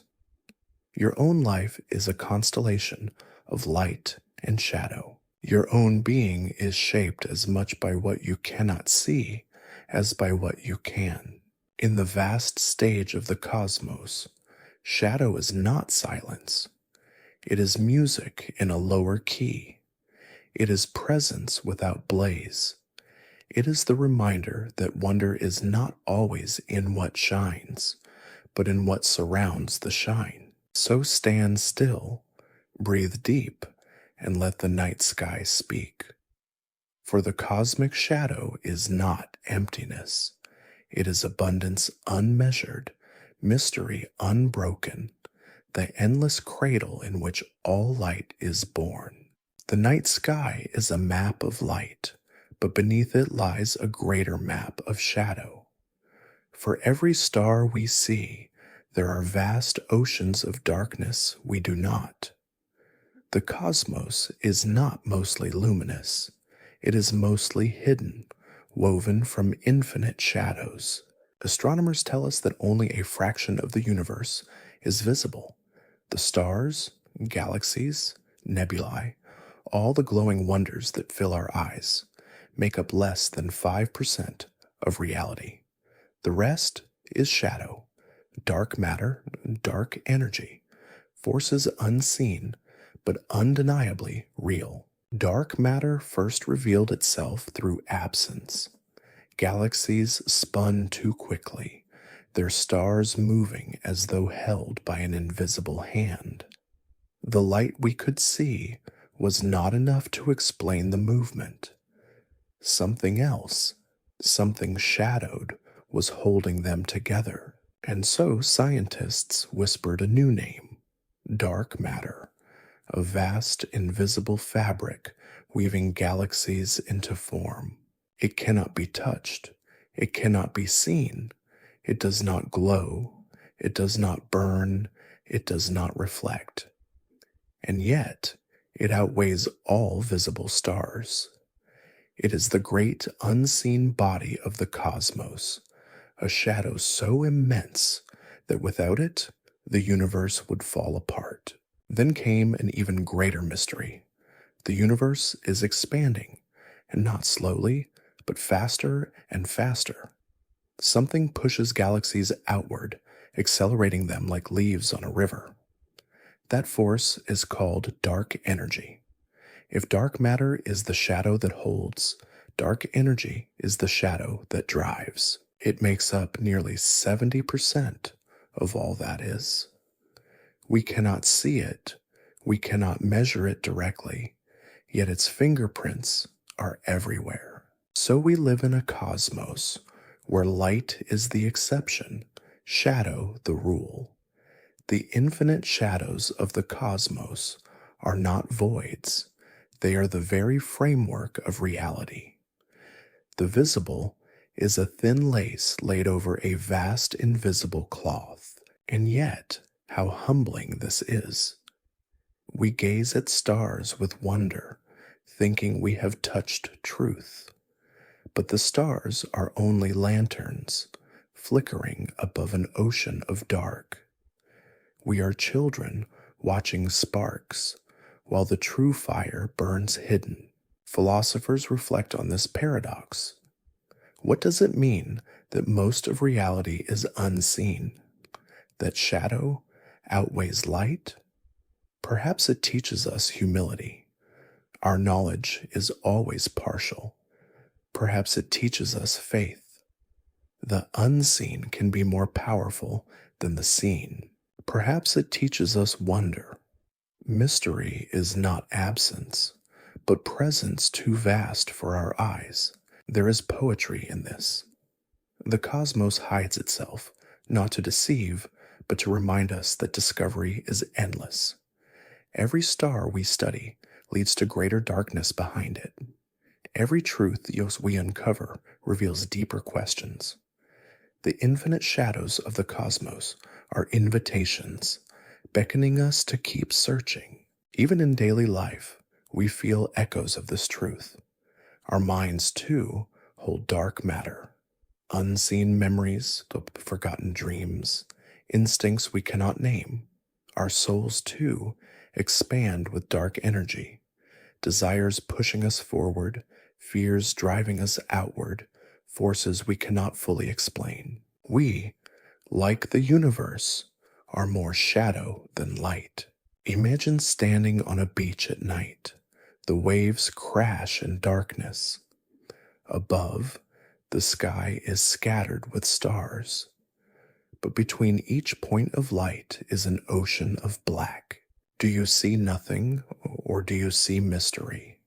The infinite shadows of the cosmos stretch there, reminding you that the story of existence is larger than the eye can hold.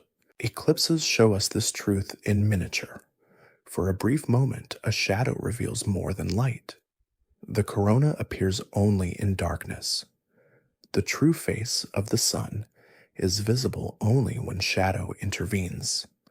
So too with the universe. Its greatest secrets live not in the blaze, but in the hush. Science continues to search. Satellites measure faint ripples of radiation. Telescopes peer deep into ancient light. Physicists build detectors underground, hoping to catch a particle of dark matter as it passes silently through the earth. So far, the search is unanswered. The shadow remains hidden, but even in silence, it speaks. It tells us there is more, always more. There is also beauty in not knowing. If we could see everything, mystery would vanish. But the cosmos chooses shadow. It chooses secrecy. It holds itself back so that wonder may endure. Perhaps this is the infinite gift, to live in a universe where questions are endless, where discovery never finishes, where shadow itself is abundance. Consider black holes once more. They are infinite shadows condensed, places where space folds inward, time slows, light dies. And yet, around them, galaxies swirl, stars ignite, worlds are shaped. Even destruction in the cosmos becomes creation. The shadow consumes, but in consuming, it gives birth to new forms. Perhaps this is why ancient myths spoke of creation emerging from void, chaos before order, night before day, darkness before light. They intuited what science now confirms. Shadow is not opposite of being. It is the womb of being. The cosmos itself was born from infinite shadow. So the next time you look at the night sky, do not see only the stars. See the vastness between them. See the dark rivers where galaxies hide. See the infinite shadows of the cosmos stretching beyond imagination. And know this, you are part of that mystery. You too are woven of light and shadow. Your life is a constellation, your soul an eclipse, your heart a galaxy held together by unseen forces of love and longing. The infinite shadows of the cosmos are not far away. They live within you. They remind you that you are deeper than you know, greater than you see, and endless in your becoming. So rest now beneath the great canopy of night. Let the stars flicker. Let the shadows expand, for you are safe inside them. You are held by the infinite dark, and from that silence, tomorrow's light will be born. Before the cosmos, before myths, before dreams, there is the simplest shadow of all, the one cast by your own body. It follows you faithfully, appearing at dawn, stretching at dusk, fading at night. It is the companion you never chose, yet could never abandon. Think of walking at sunrise. Behind you trails a long, slender silhouette, reaching across the earth. It does not ask permission. It simply exists, echoing every step you take. By noon, it retreats, curling at your feet like a sleeping pet. By evening, it grows again, towering, as if to remind you of your own fleeting stature. The body casts its double, and in that double, we read the passage of time. Children discover this mystery early. They chase their shadows across playgrounds, jumping to see them leap, waving to see them wave back. They laugh when the shadow grows larger, frown when it shrinks away. In these small games, they learn the lesson of the body's shadow, that it is both part of them and apart from them. In science, the shadow of the body is simple physics, light blocked by matter, an outline traced in darkness. But in experience, it is more than that. It is identity externalized. It is the body translated into silence. It is proof, visible yet intangible, that you stand here, now, alive. Artists have long used the body's shadow to tell stories. On ancient cave walls, hands pressed against stone left negative imprints. Shadows of flesh, frozen for tens of thousands of years. Later, dancers performed by firelight, their bodies multiplied on walls, each movement doubled by darkness. And in modern photography, a silhouette often speaks louder than a portrait. The details vanish, but the essence remains. The shadow of the body is truth distilled. Philosophers, too, saw meaning here. They noticed that no one can outrun their shadow. Try as you might, it clings. Turn, and it turns. Hide, and it hides. It is a metaphor of conscience, of the self you cannot escape.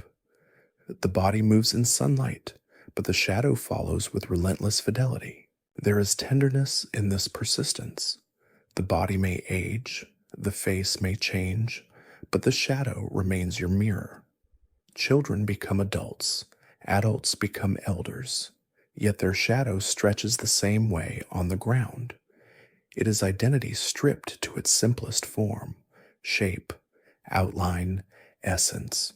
But the body's shadow also unsettles. At night, under moonlight, a figure on the wall can feel uncanny. You move, it moves, but it feels like another. This is the paradox. The body's shadow is both self and stranger. It is familiar, yet other, a reminder that we are never fully known, even to ourselves. Think of myths that warn of shadow theft. In many cultures, to lose your shadow is to lose your soul. In some folk tales, witches steal shadows, leaving victims empty, hollow. In Peter Pan, the boy's shadow runs away, forcing him to chase and reattach it. The story is playful, but the meaning is profound. Without shadow, the self is incomplete. Biology confirms the intimacy. Our perception of the body depends on shadow. Muscles curve, faces hold depth because shadows sculpt them. A shadow under the nose, beneath the chin, along the arms. These are what make the body visible in 3 dimensions. Without shadow, we would appear flat, unreal. So, in a way, our bodies are not only casting shadows, they are defined by them. There is also healing in shadow. Too much light burns the skin, damages the eyes. But shade cools, protects, nurtures. The body rests best in dimness, in balance between light and dark. We sleep in shadow, we dream in shadow, we restore ourselves where the light softens. The shadow of the body is not only reflection, it is medicine. Even intimacy is shaped by shadow. Lovers walking in twilight watch their silhouettes intertwine. Parents see their children's shadows chasing ahead on the road. Friends sit around campfires, their laughter doubled in the play of silhouettes. The body's shadow enlarges presence, making a moment feel fuller, as if life itself had more than one dimension. But shadows of the body are not only external. Within us, organs cast shadows on scans. Doctors read X-rays, ultrasounds, CT images, all forms of shadow revealing life within. A shadow on the heart, a shadow on the lung. These phrases carry weight, not poetic but clinical. The body speaks its truth in shadow, even at the deepest levels. Perhaps this is why shadows of the body feel both ordinary and sacred. They are with us always, so common we forget them, yet so intimate they are woven into who we are. The body without shadow would not feel whole. Imagine walking at sunset. The world glows golden. Your shadow stretches across pavement, longer than your body, taller than trees. It moves ahead of you, leading the way, as if saying, I will carry your presence forward. And behind you, the light glows, reminding you that shadow exists because light still shines. In this way, the shadow of the body is a teacher. It tells us that self is more than flesh.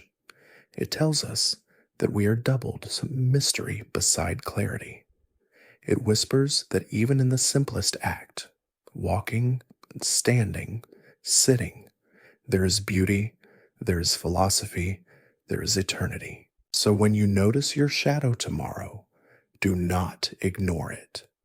Look at it closely. See how it bends with you, stretches with you, shrinks with you. See how it has followed you since birth and will follow until the end. Your shadow is your silent witness, your faithful twin, the proof that you exist between light and dark. And in that truth, perhaps you will feel less alone. For as long as your body lives, the shadow lives too. Not as enemy, not as stranger, but as a companion. The dance partner who never leaves the floor, the silent friend who says without words, I am with you always. Every shadow that is born must also vanish. For as faithful as it seems, the shadow is not eternal. It arrives with light, it disappears with light. It clings at dawn, stretches at dusk, but in the full blaze of noon and the silence of night, it fades away. The vanishing of shadows is one of life's quiet lessons. We live with companions of darkness, but they are never ours to keep. Like time, like breath, like love, they are fleeting. Think of morning. You stand outside as the sun rises. At first, your shadow stretches long, a dark finger pointing west. But as the sun climbs, your shadow shrinks. It grows smaller, fainter, until by noon it is nearly gone. You look down at your feet. The outline clings close, thin, diminished. The light has claimed the ground. By evening, it grows again, but only for a while. Then night comes, and the shadow dissolves completely. The world is dark. When everything is shadow, there is no shadow to see. The paradox is clear. Too much light erases shadow, but so does too much darkness. Shadow lives only in between, in the fragile space of contrast. Philosophers notice this truth. We ourselves live in the in-between, not pure light, not pure dark, but a dance of both. Our lives, like our shadows, are temporary companions, vanishing at the edges of time. There is humility in this. No matter how large our shadows grow, at sunset they may stretch across fields, they always disappear. Great or small, they all dissolve. The shadow reminds us of impermanence. It whispers, "All things pass, even I, who never leave your side, will vanish." Yet vanishing is not only loss, it is also release. The disappearing shadow tells us the world moves forward. What fades makes room for what begins. The shadow that leaves at noon returns in evening. The shadow erased by night returns at dawn. To vanish is to rest, not to die. Think of memory again. Shadows of the past linger, then fade. We cannot hold them forever, but their vanishing is mercy, making space for new moments. If memory never dimmed, the mind would drown. Shadows vanish so we can live. Science shows the same rhythm. During an eclipse, the moon's shadow swallows the sun. For minutes, the world trembles. But then the shadow moves on, vanishing as suddenly as it came. Light returns, birds sing, life continues. The vanishing shadow proves that even awe is temporary. In nature, too, we see it everywhere. Cloud shadows drift across meadows, disappearing as the wind carries them. A tree's shade shifts with the sun, gone by night. A mountain silhouette stretches at dusk, but vanishes in the dark. Nothing holds forever. The vanishing of shadow is nature's way of reminding us the present is all we truly own. But there is also beauty in this. Because shadows vanish, we cherish them more. The comfort of resting beneath a tree at noon, the awe of watching twilight silhouettes, the wonder of eclipses. We know they are brief, so we hold them closer. Fleetingness gives shadow its power. Poets echo this. They write of shadows fading, of dusk dissolving, of outlines disappearing into night. The vanishing becomes metaphor for youth, for love, for life. We walk with our shadows, as with our days, knowing they are not eternal, yet grateful for their company while they last. And what of the ultimate vanishing, when our own lives fade? In many cultures, death is described as stepping into shadow, but perhaps it is the other way. Perhaps it is the shadow itself that finally vanishes, and we return to light too vast to cast one. In this vision, the vanishing shadow is not fear, but freedom. Imagine now that you are standing on a hill at dawn. The sky brightens, the earth glows, and your shadow, long, stretched, dramatic, slowly shortens. You watch it shrink, diminish, hug your feet. And in that moment, you understand everything vanishes, but nothing is lost. The shadow is absorbed into light. It is not gone. It is transformed. This is the wisdom of vanishing shadows. They teach us not to cling. They teach us to savor. They teach us to trust the cycles of return. For every ending is also a beginning. Every disappearance is a pause before rebirth. So the next time your shadow fades, do not mourn. Smile gently, whisper gratitude, for you have walked together and you will meet again. The vanishing shadow is not a goodbye. It is the universe saying, rest. We will dance once more when the light is right. The shadow is not only outside us, it walks within. It speaks in silence. It shapes choices, fears, desires. And yet, for most of our lives, we pretend not to hear it. Carl Jung called this the shadow self, the collection of traits, emotions, and impulses we repress, not because they are evil, but because they do not fit the story we tell about ourselves. We hide our anger behind politeness. We bury grief beneath smiles. We push aside longing, pretending it does not exist. But shadows do not disappear. They wait.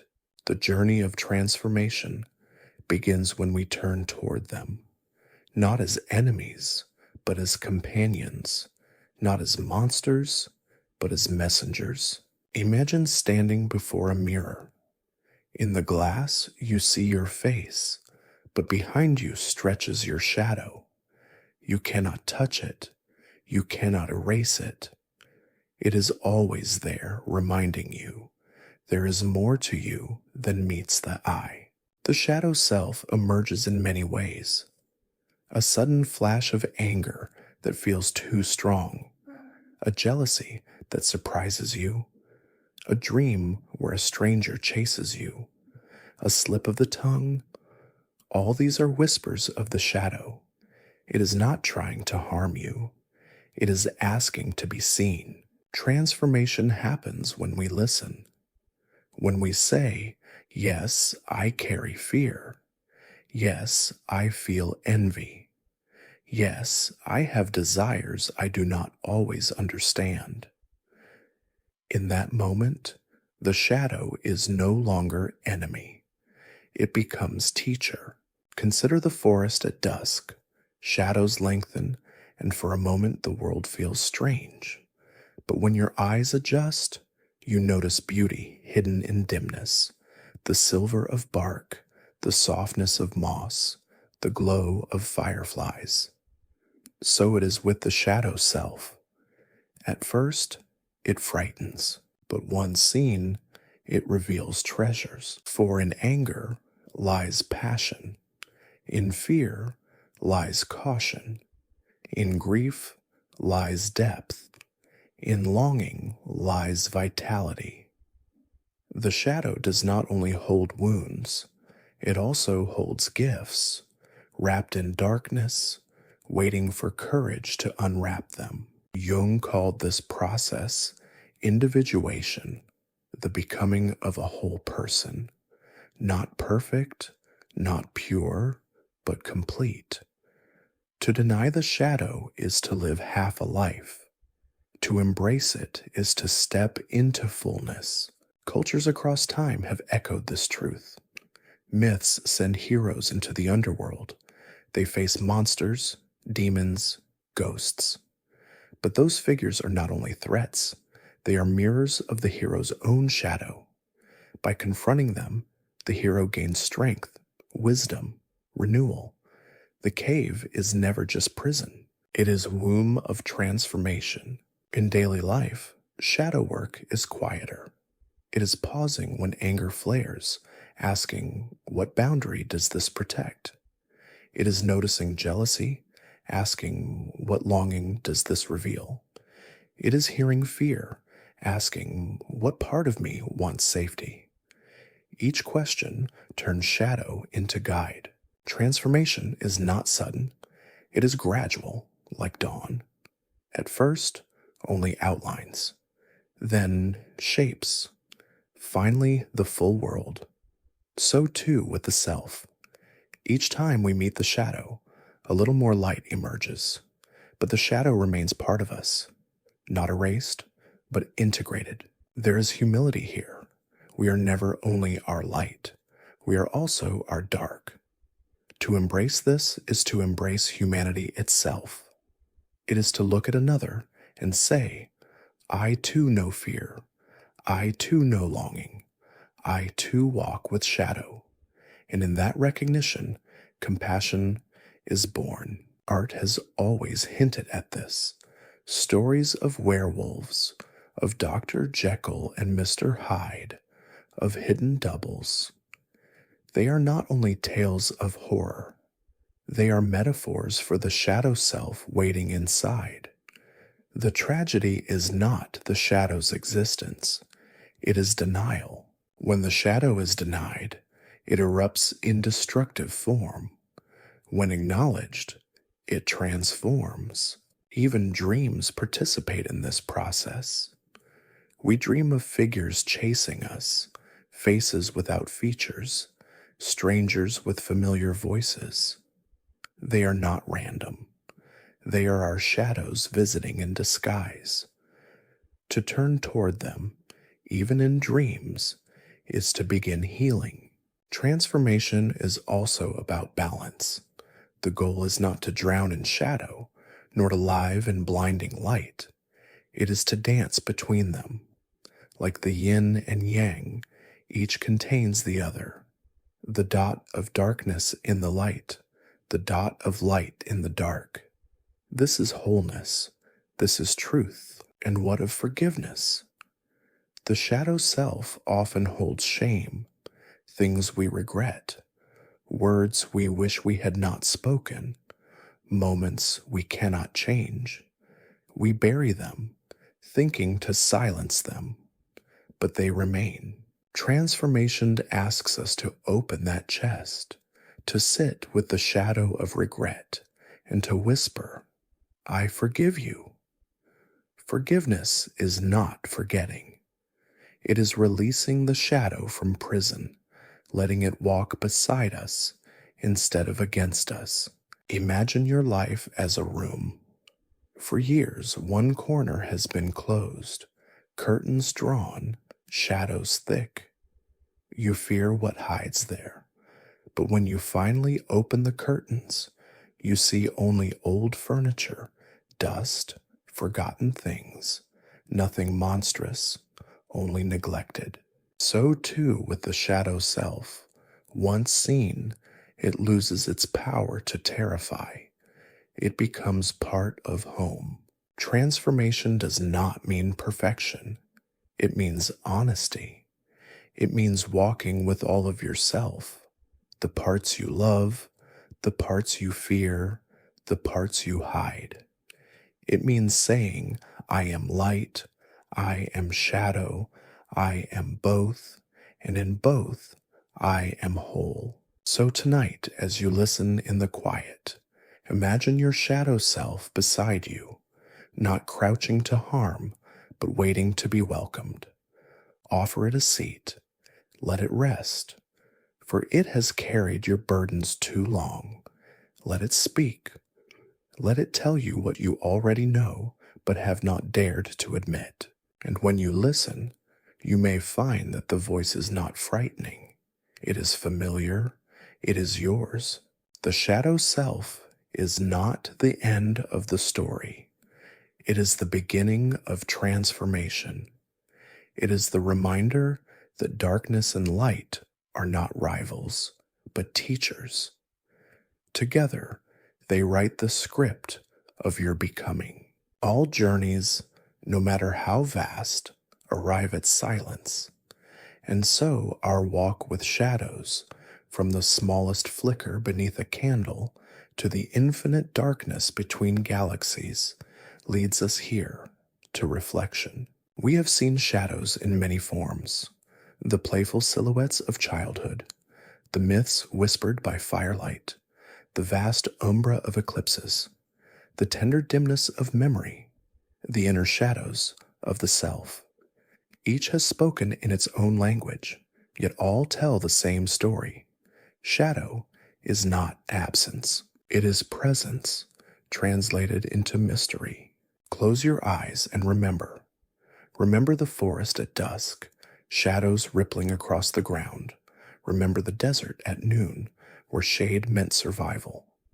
Remember the mountain at sunrise, its silhouette cast across valleys. Nature itself breathes in shadow. It is rhythm, it is balance, it is life. Remember also the cosmic scale, the moon's shadow racing across continents, the earth's shadow veiling the moon in red, the invisible grip of dark matter holding galaxies together, the expanding breath of dark energy stretching the universe.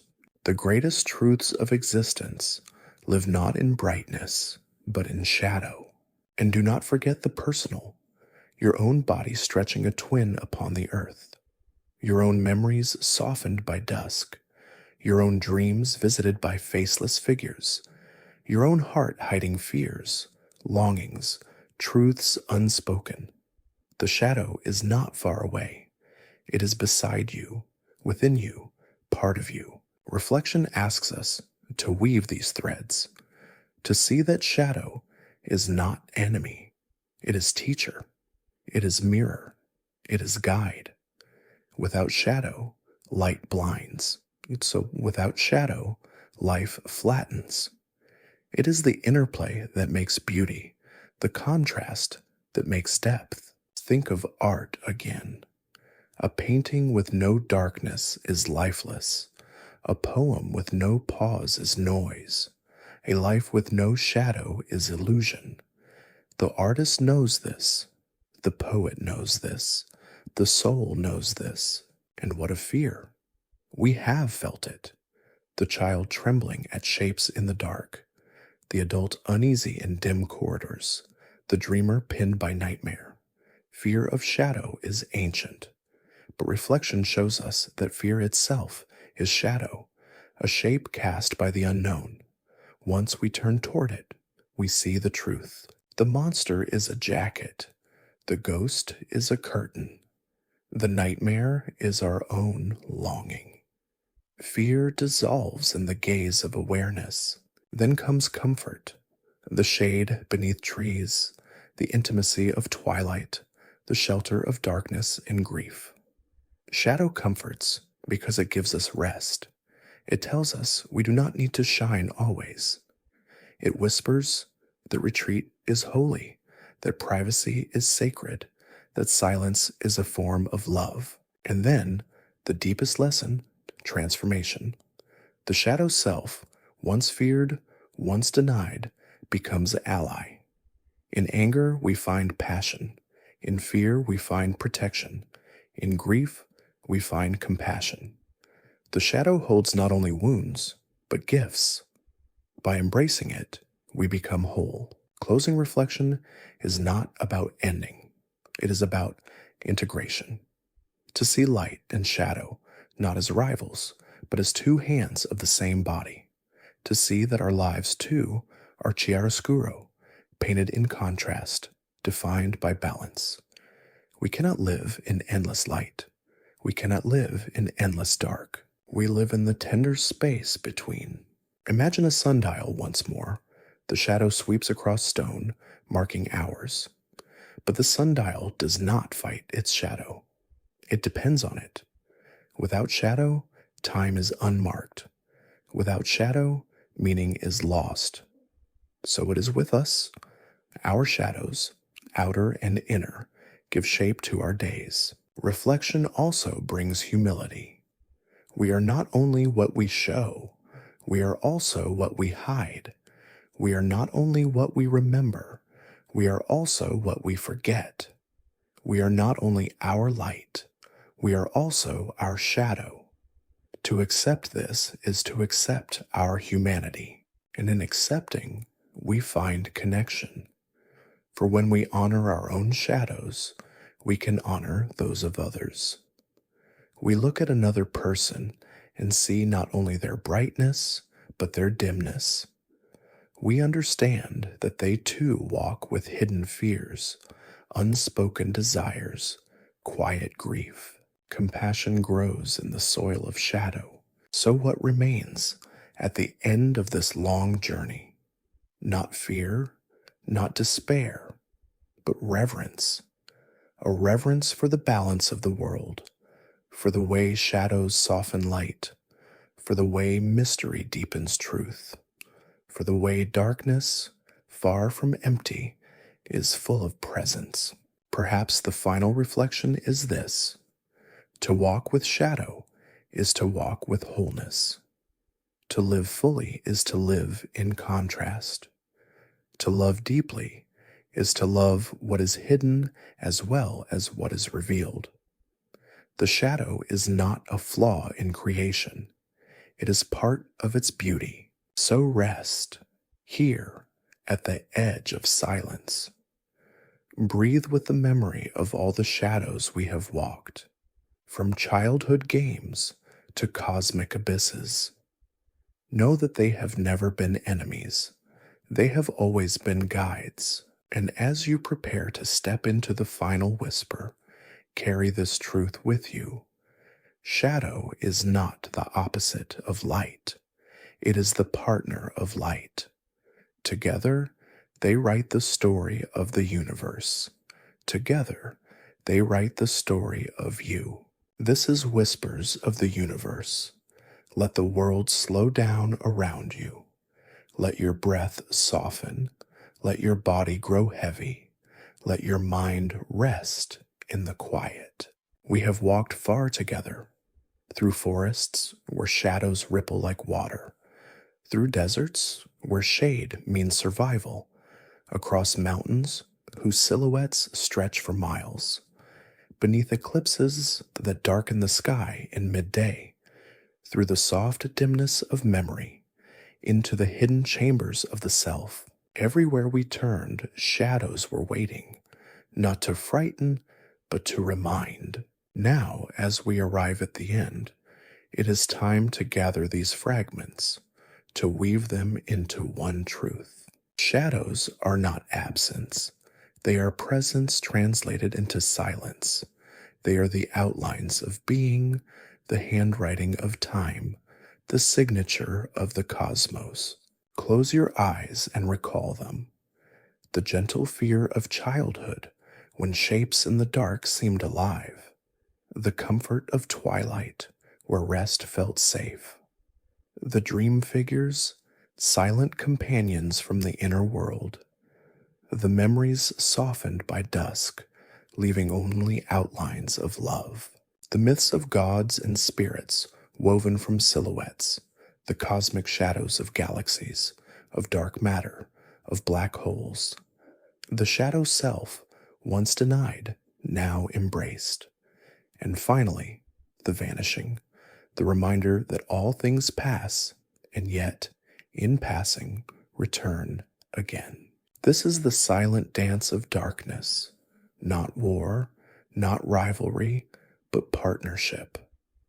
Light and shadow moving together, trading places, balancing, teaching. Think of your own life, how every joy is brighter because of sorrow that came before, how every success is deeper because of struggle, how every love is more tender because of loss. You are chiaroscuro, a being of light and shadow intertwined. To deny one is to deny the whole. To embrace both is to live fully. Rest here, then, in the truth of shadow. Feel the darkness around you, not as emptiness, but as embrace. It holds you. It accepts you. It asks nothing of you. It allows you to rest. Imagine the night sky above, stars scattered like whispers. But notice the vastness between them. That darkness is not empty. It is infinite presence, the womb of creation. Without it, stars could not shine. Without it, we could not see. So too in your life. Without shadow, there is no depth, no contrast, no meaning. Let go of fear. The shadow is not against you. It walks beside you. It whispers with you. It breathes with you. It will be with you until the end and beyond. And when morning comes, shadows will vanish in brightness. But you will know now they are not lost. They are transformed. They will return with evening. They will always return. The dance is endless. So sleep now with the comfort of this knowing. You are not alone. You are held by the same rhythm that guides galaxies, the same silence that softens memory, the same darkness that gives birth to light. Rest in the shadow. Trust the shadow, for it is not absence. It is the universe itself, holding you in its quiet arms, singing you into peace. This is Whispers of the Universe. Tonight and always, listen to the silent dance of darkness and let yourself drift softly, slowly into sleep.